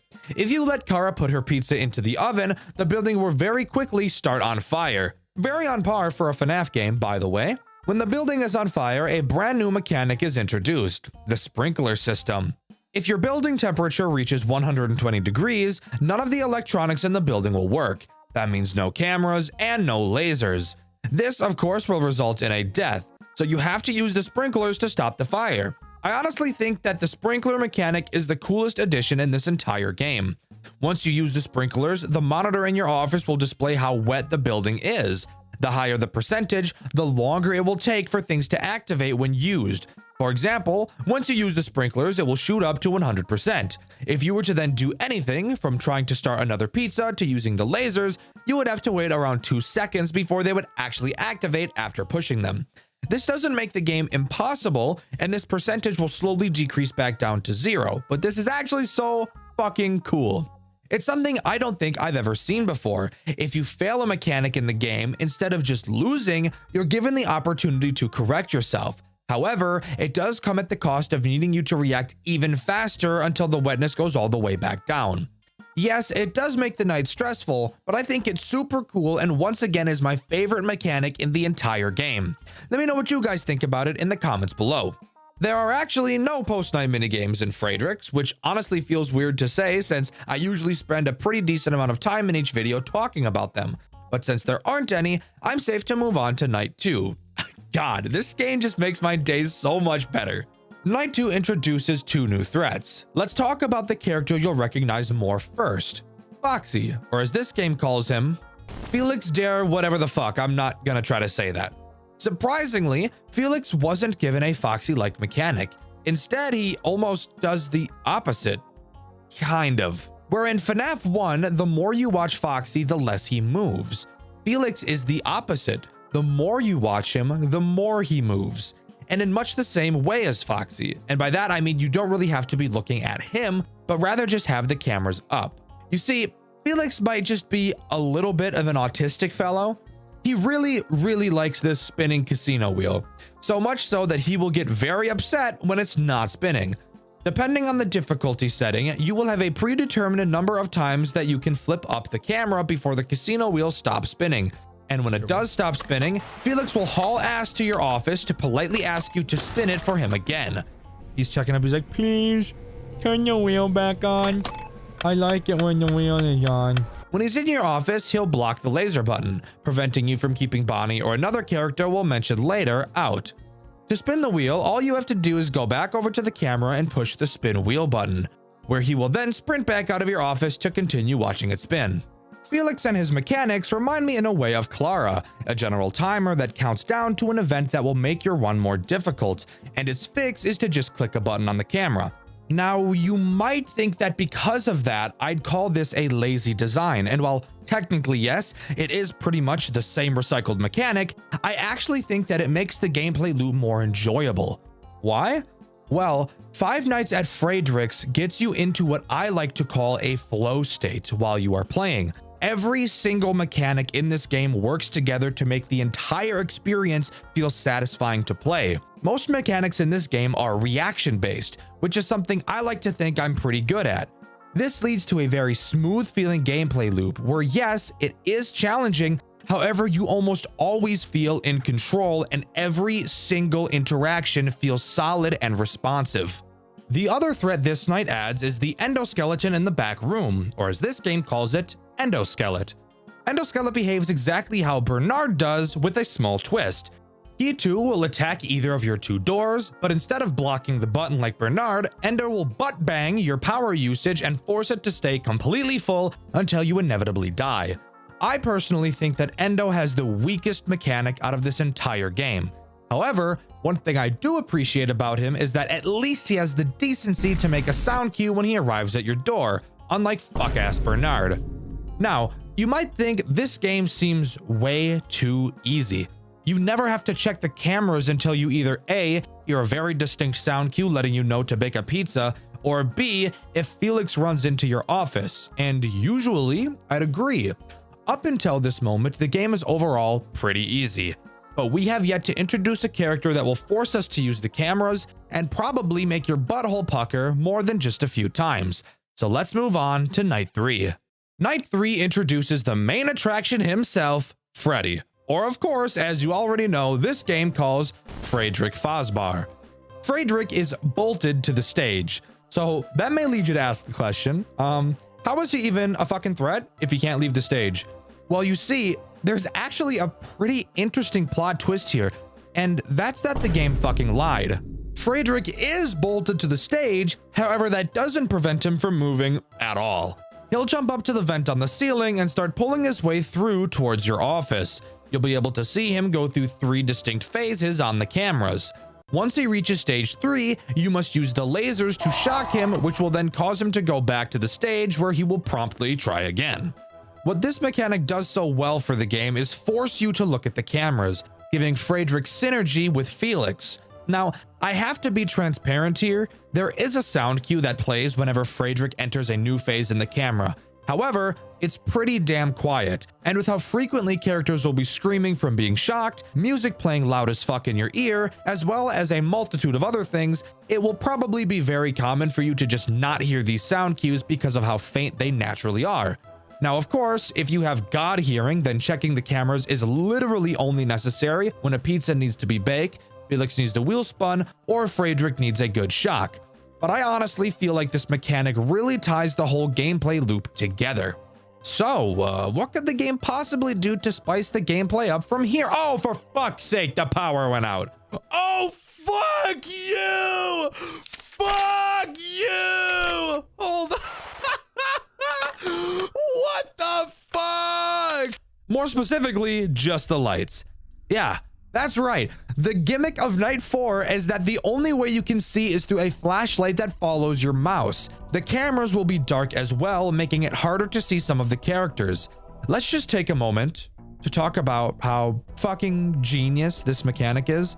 The only other FNAF game that I can think of that does this is Showman's, and it was brilliant there as well. Without literally changing anything about the game, you've just made it much more challenging. Especially when it comes to Bernard. Oh my god, Bernard. Bernard is the sole reason this night is even remotely difficult. If you remember from earlier, Bernard doesn't make a sound cue when he's at your door. He's also one of the characters that doesn't have glowing eyes. So this brings up the question, how are you supposed to be able to tell he's at the door if you can't see him? I want you to take a good long look at this image right here. Do you see it? Yeah, that's Bernard's hand. That's all you get to be able to tell if he's there. Obviously, looking at it now, it seems so clear. How could you even miss that? But let me tell you, when you're in a game, focusing on managing all the characters at once, this little detail could very easily end a lot of your runs. And that was totally the intention. And I think that's really cool. Again, making the game harder without drastically changing anything. It's awesome. But if you manage to complete Night 4, an unknown figure will appear in front of you and roar, flinging you to the back of the office where you'll fall into a spring-lock suit and fucking die. What the fuck? Yeah, I'm not kidding. That's what happens. And this leads perfectly into Night 5. Night 5 has you awaken, finding out you're not dead inside the suit. Getting back up, you notice the figure that caused your death was Golden Fredbear, the final boss of this game. Using your new powers from the suit, you fucking punch him in the face and he runs away like a bitch. Get ready, guys. Let's talk about the most frustrating character Five Nights at Fredbear's has to offer, Golden Fredbear. Night 5 is easily my favorite night in the entire game. This is the night that really shows off the flow state you can get into while playing this game, and I'll explain why as we go. To start, let's go over how Golden Fredbear works. Golden Fredbear has 4 means of attacking you. The first attack has him go to either of your doors like Bernard. A noticeable sound cue will play, that being him laughing, which by the way you should get used to because he's going to be doing that a lot throughout this night. Deal with him by using the lasers how you'd expect. The next mechanic has him dive into the vent like Fredbear. Deal with him the same way you would Fredbear, just by using the laser. Now we can talk about the other 2 attack methods that aren't seen anywhere else in the game. The first has him appear in your office. When he does, simply fucking punch him in the face. As you can tell by the look on his face after doing so, he is so incredibly shocked that you would even have the balls to attempt something like that. So insane, so he will quickly leave. The final attack, the most soul-sucking, fuck-ass, bitch-ass mechanic. I want you guys to take a guess what he could possibly do. That's right! My least favorite fucking FNAF mechanic ever designed! Teleporting to a random camera and having to search for which one he fucking went to and stare at him until he goes away. Freicks, you were doing so well. Why'd you have to do this to me? Why'd you have to bend me over and just fuck me right up the ass? Why? Why add this mechanic and blow up my internal organs like the goddamn 4th of July? I'm basically holding your fucking prison wallet. Go find him on the cameras. How about you go find my nuts?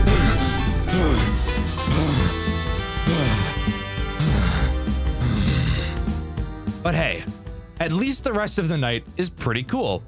Unlike most boss fight nights from FNAF games, this night doesn't make the boss the only threat throughout. However, this night will slowly reintroduce the characters you've been going up against as the night progresses every hour. 1 AM, Bernard and Endoskelet reappear. Night 2, Chica and Felix reappear. 3 AM, Freddy appears. And finally at 4 AM, your lights go out once more. And at 5 AM, the building starts on fire, forcing you to use the sprinklers. And from there, it's just a crazy survival game until the final 6 AM. This night is honestly some of the most fun I've had with a FNAF game.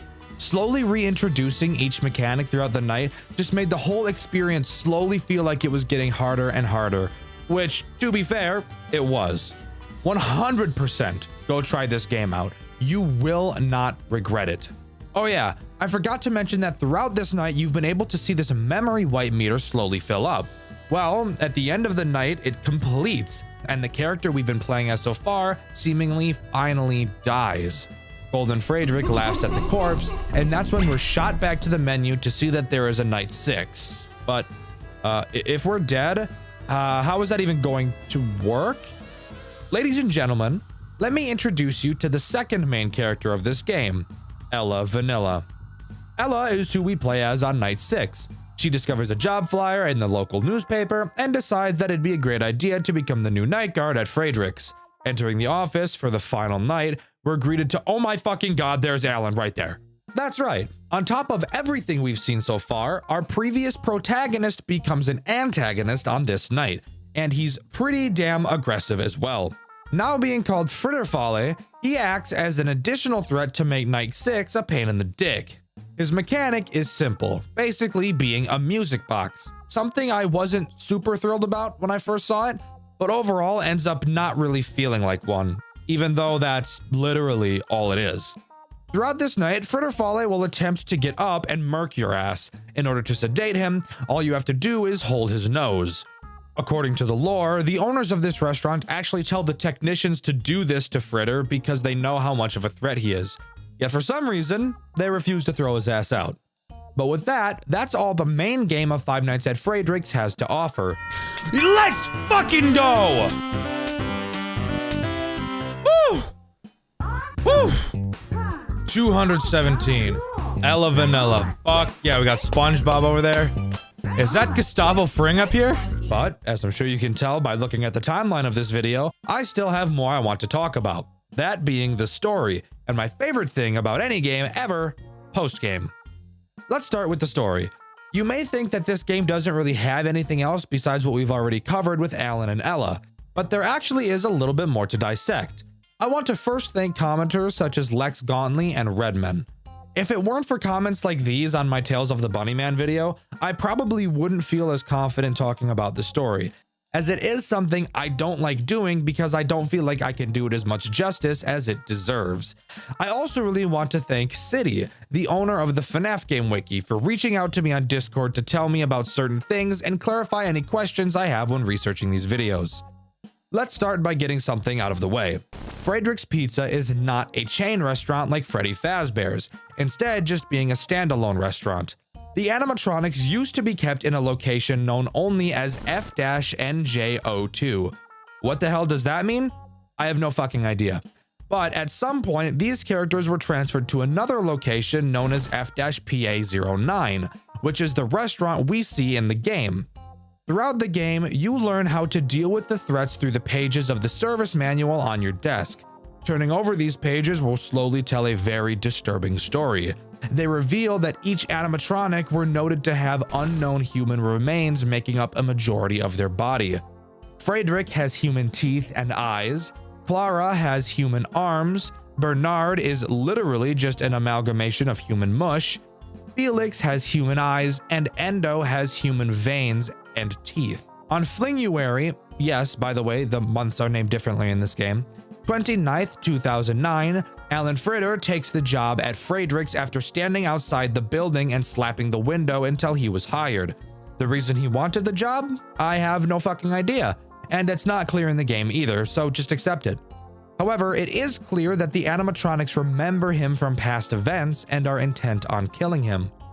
Throughout the night, you are supposed to be taught the mechanics through the manual on your desk. However, the pages of said manual have been ripped out, crumpled, and scribbled on by presumably previous employees. These scribbles are mocking the animatronics, which I get the funny feeling pisses them off a little bit, and it's confirmed that the characters enjoy killing the guards at the establishment. It's confirmed that Clara made her first successful pizza using Alan's body parts. Bernard used his arms as a back scratcher. Frederick used his fucking veins as dental floss, which is insane, and Endoskelet used his remains as a suit. As far as I could tell, Felix is the only one who didn't do something fucked with the corpse. Obviously, at the end of the week, Alan gets that Soulja Boy cranked on him by Golden Frederick and is stuffed inside a spare suit. His memory is wiped, and instead of disposing of the corpse in their restaurant, the owners instead instructed the technicians to use him for testing. Okay, maybe I'm too level-headed, but this seems like a very stupid idea that would get OSHA on your ass in about 4 seconds flat. Of course, Ella Vanilla later takes his position, and we play as her in Night 6. It's clear that Alan still somewhat has a presence inside of the suit. Obviously because he can attack you while playing as Ella, but also because through the extras menu, we learn that he responds to Ella's comments through the collectibles menu, and at one point even entrusts her with holding an unstated item appearing as some weird looking snapped object. But really, after this, the story is either unclear or not canon. So as far as I'm aware, that's everything, and Five Nights at Frederick's truly comes to a close. Overall, I think Five Nights at Frederick's is one of the most fun FNAF experiences I've ever had. The game is goofy, the story is simple and silly, and the game mechanics are some of the most solid and fun to play I've ever seen. The amount of post-game in the extras menu is also more than I've seen in many other FNAF games, and I definitely recommend you give it a try. But let me know what you think. Do you agree with me, or do you think Frederick's isn't that great at all? Let me know in the comments below. In my juniors video, I asked you guys who your favorite non-official FNAF character was, and my favorite answer was this one by Mateo. They said Simon from Pop Goes, and yeah, take a look at him. No words necessary, he looks sick. A plot twist is a literary technique that introduces a radical change in the direction or expected outcome of the plot in a work of fiction. Now tell me, can you think of a horror game that pulls off an insane twist? Maybe Resident Evil 8 in its crazy twist comes to mind. Now let me ask you another question. Can you name a FNAF game with a crazy twist? A twist so cool you have to sit back and think, wow, that was pretty sick. The game I'll be covering today has one of those twists, and I'm incredibly excited to share with you the amazing experience I had while playing Showman's The Awakening. For those of you already familiar with this game, you may know that it actually has a game that came before it. Kinda. Years ago, the same developer released a game called Phobia: The Awakening, using the Wiggles as inspiration for the characters. Well, turns out the dev wanted to remake their game using their own original characters to continue the story, so now here we are with Showman's. This may lead you to ask the question, if I've already played Phobia, is there even a point to playing Showman's? And trust me, this is a question I've asked myself. Originally, I saw people asking me to play Showman's. I played Phobia on my second channel, Dxtr Black, not knowing at the time that Showman's was a thing, learning soon after the first episode went up that it was in fact a thing. So I questioned, does it even bother to play it? Well, recently I've made the decision to do exactly that and give Showman's a try. And let's just say, if you've played Phobia, play Showman's. It's everything Phobia is and more. So join me as we quake our asses into Showman's The Awakening. In Showman's, we play as a guy named Mark Ward, an employee of Showman's Pizza Place. And in night 1, we're introduced to 2 of the animatronics that will be trying to insert their fingers into orifices we'd really prefer they keep their grubby little hands away from. But before we can talk about them, we should talk about the tools at our disposal. Something really interesting you'll notice about the office is that you're able to look everywhere. Up, down, left, right, behind you, below you. It's actually really cool. It's really the first thing I noticed jumping into the game. The reason for this is actually because Showman's wasn't created in ClickTeam Fusion like most FNAF games are. Instead, it was created in Blender, which is what most FNAF games use to model their characters, and is something I also had no idea could be used to program a game. So that was pretty cool learning for the first time. Anyways, you'll see 2 large hallways on your left and right, which you can light up using buttons on your desk. In front of you is this lady. Hey, hottie. She's not hot, I'm not even gonna lie, she's not even bad. Who we'll be talking about later in the video. And if you look behind you, you'll be able to see the clock where you can tell how much longer of the night you have to get through.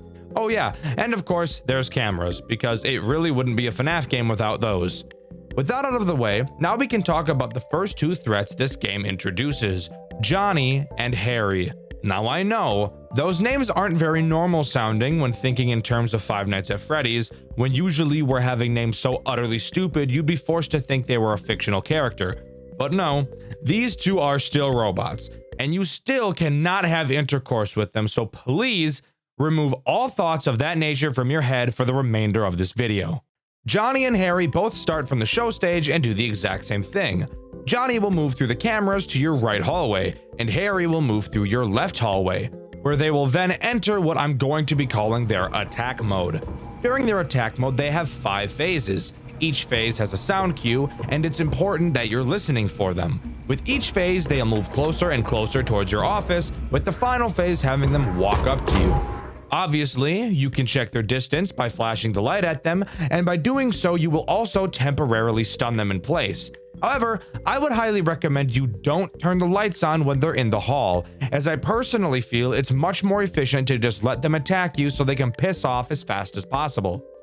Every time Johnny or Harry enters a new phase, their eyes will glow for a short time after their sound cue plays. So when you hear it, you can just turn in the direction to double check that they've moved. On these earlier nights, you really don't have to be super careful with them. Flashing lights and not counting sound cues isn't really important since they're your only threats. So I'll get into a bit of a better strategy for them later on. However, once they enter your office, you'll have to quickly throw on a spare mask to fool them into walking away, just like the animatronics from Five Nights at Freddy's 2. And that's really it. Night 1 is pretty damn easy, really just introducing the basics needed to understand 2 very important mechanics. After beating Night 1, we see a cutscene, something that was not originally in Phobia. In it, we meet with the founder of Showman's, Jason Baker. He confirms with us that only Johnny and Harry were active on our shift, and we confirm. Apparently, this should not be happening, and it's a known issue. So that's good at least. Jason tells us that a previous employee mentioned more characters moving, which in all honesty doesn't bode well for my anus, given the fact we still have 5 more nights of this to deal with. But we get our things and go home for the night, only to come back to work in the morning. Night 2 introduces 2 new animatronics, and let me tell you, this is where the game starts to show how much of a pain in the dick it's about to become. The first character we should talk about is the fine shite sitting in front of us, Peggy. Peggy reminds me a lot of the scrapped animatronics from Five Nights at Freddy's Pizzeria Simulator, just given the fact of the way she moves subtly like them. She also reminds me a lot of what Anissa's husband really doesn't want her to do to him. Whenever you're not looking at her, whether that be checking on the cameras, looking at the hallways, or checking the clock behind you, Peggy has a chance to advance phases. You'll be able to see her start by looking down and slowly transfer through the phases until she's ready to attack. In order to reset her, all you have to do is flip the breaker switch on your desk to shock her and she'll reset. But be careful not to just spam this lever over and over, because every time you shock her, she becomes more aggressive, leading to the end of nights becoming incredibly stressful due to how fast she'll be attacking you.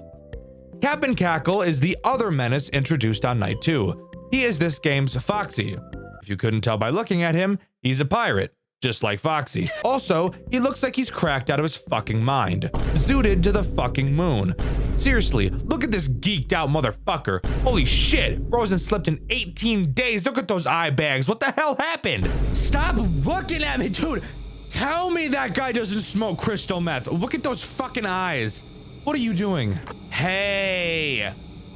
That's the face I make when I'm about to eat ass, bro. Anyways, similar to Foxy, he'll have several phases on camera 6. Watching him will slow his progression and even in some cases make him go backwards. If he happens to leave camera 6, he doesn't do exactly what Foxy does. Instead, he'll just start moving through your cameras like any other character would, albeit very quickly. If you manage to stare at him in one of those other cameras, he will go back to camera 6, where you can continue oogling at him to make him stay put. Both Peggy and Cap'n Cackle work very well together, and the same goes for Johnny and Harry. We have 2 other central characters left to introduce, and you'll notice that those 2 also work very well in tandem with one another. This is something I need to give this game praise for. It is so incredibly good at introducing new mechanics in a way that's stressful, yet engaging and fun. You introduce Peggy, a character that moves when you don't look at her, and Cap'n Cackle, another character who moves when you're not looking at him. And because these 2 characters are in different places, it forces you to learn how to balance them together. God, it's so fucking cool. Similar to last night, this night also has a cutscene after completion.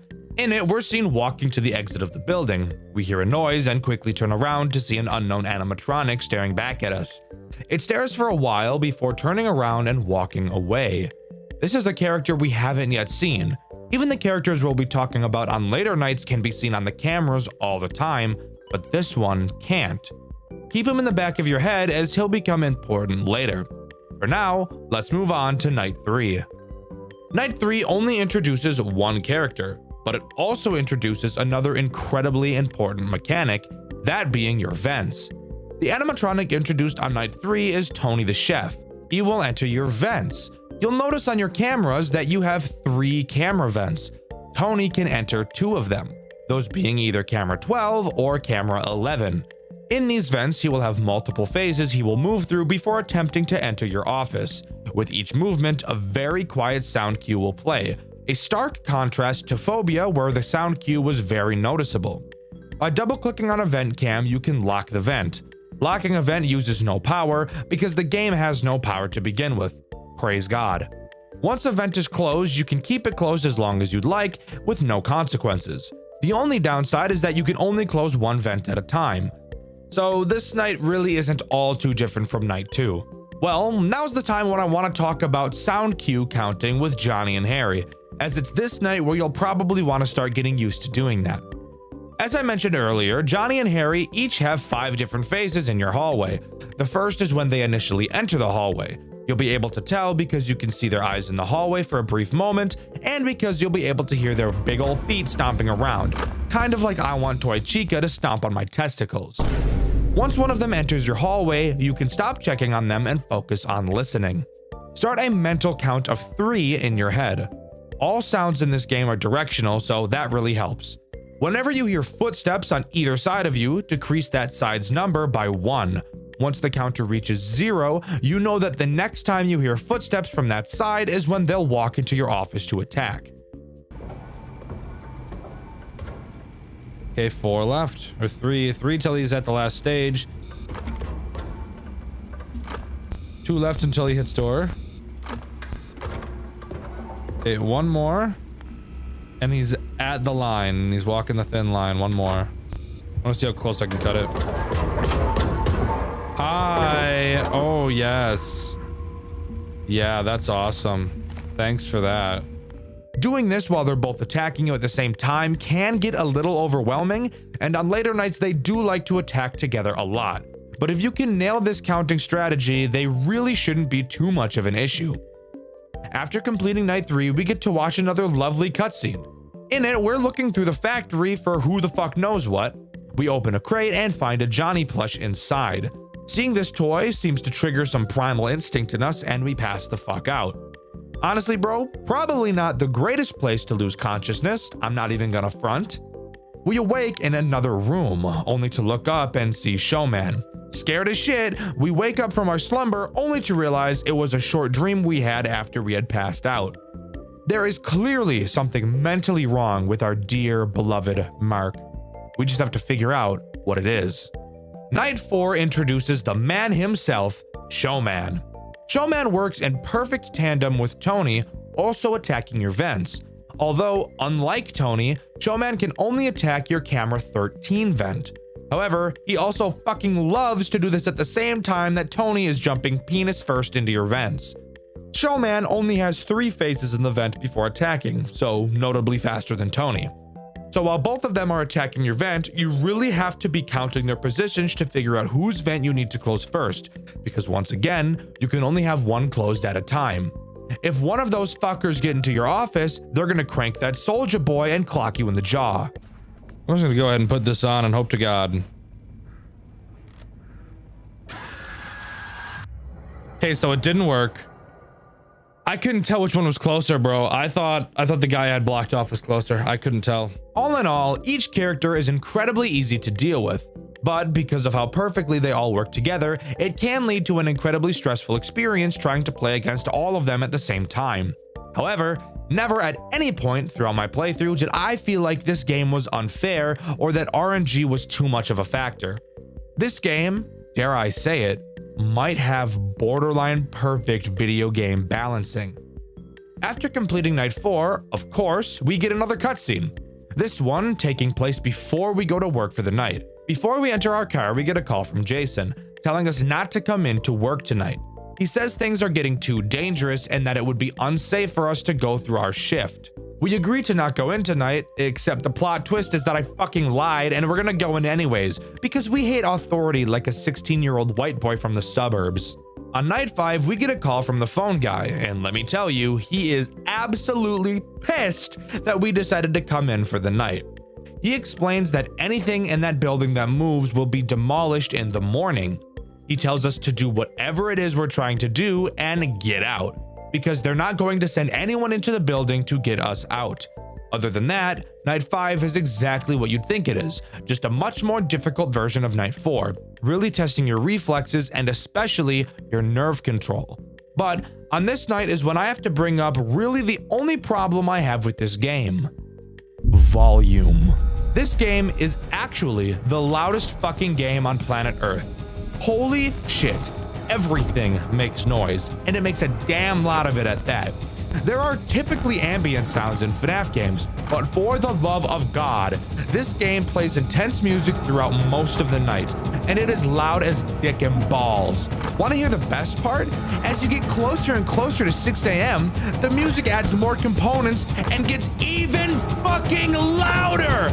This really doesn't help when so much of my strategy revolved around listening to sound cues. It's fucking crazy just how loud this game is! Now granted, was this something that was intended? Most definitely. And I'm not even saying that it's a bad thing, because obviously, inherently, it isn't. I was still able to beat the game just fine, and I feel like most other people would be able to beat it just fine as well. But this is something I couldn't not talk about. I love this game, but of course I'm not going to always be able to glaze everything I see, and I think this is truly the only flaw this game has. But hey, who gives a fuck about what I think? Let's move on to the cutscene, baby. Let me just say, I love this cutscene. I think everything about it is great. The pacing, the acting, everything is just so good that I don't want to ruin it by just talking about it. I'd much rather just show you.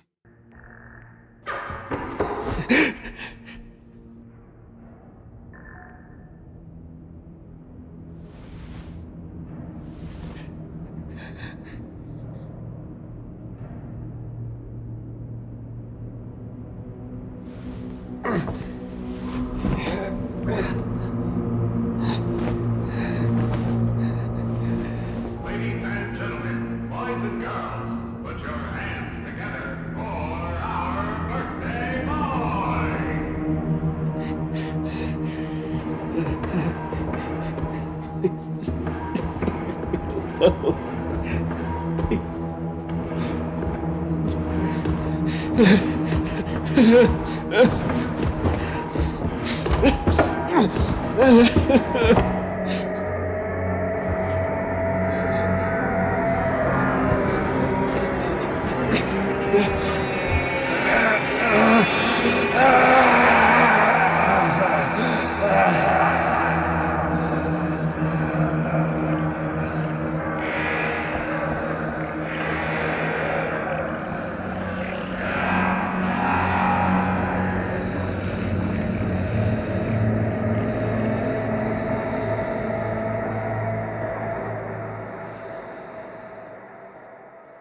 Well, god damn.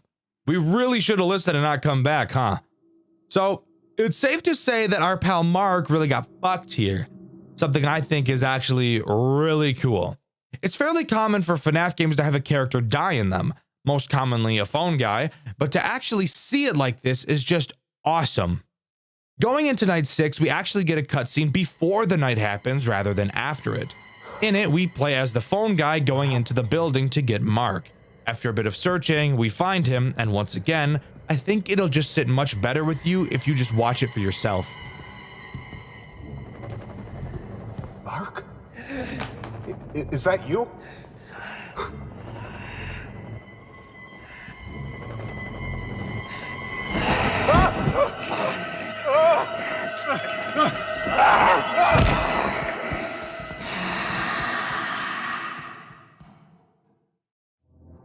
You shouldn't have went in there, bro. You shouldn't have went in there, bro. You shouldn't have went in there, bro. You should have done that shit. Oh, fuck. Oh, God. Oh, God. Oh, my God. What do I do? Keep yourself together. Are you fucking me? That's right. Turns out Mark isn't dead, but is just kind of possessed.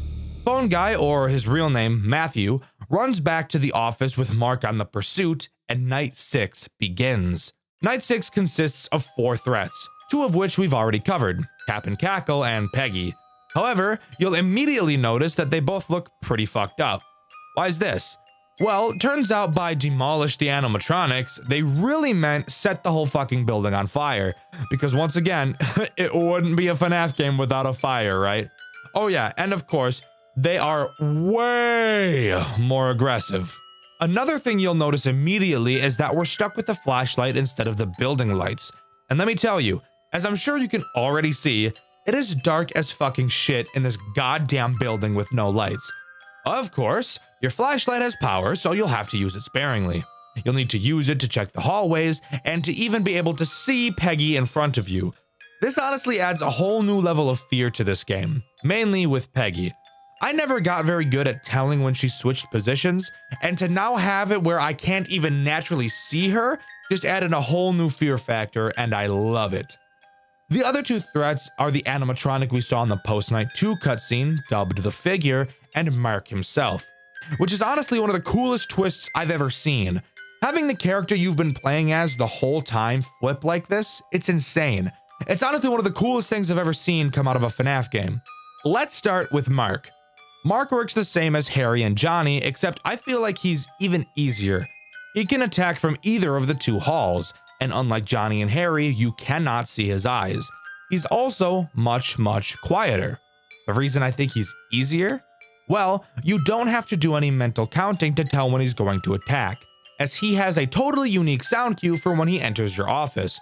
So as long as you've got fast reflexes, it's really just a game of waiting to hear the sound cue and putting on the mask.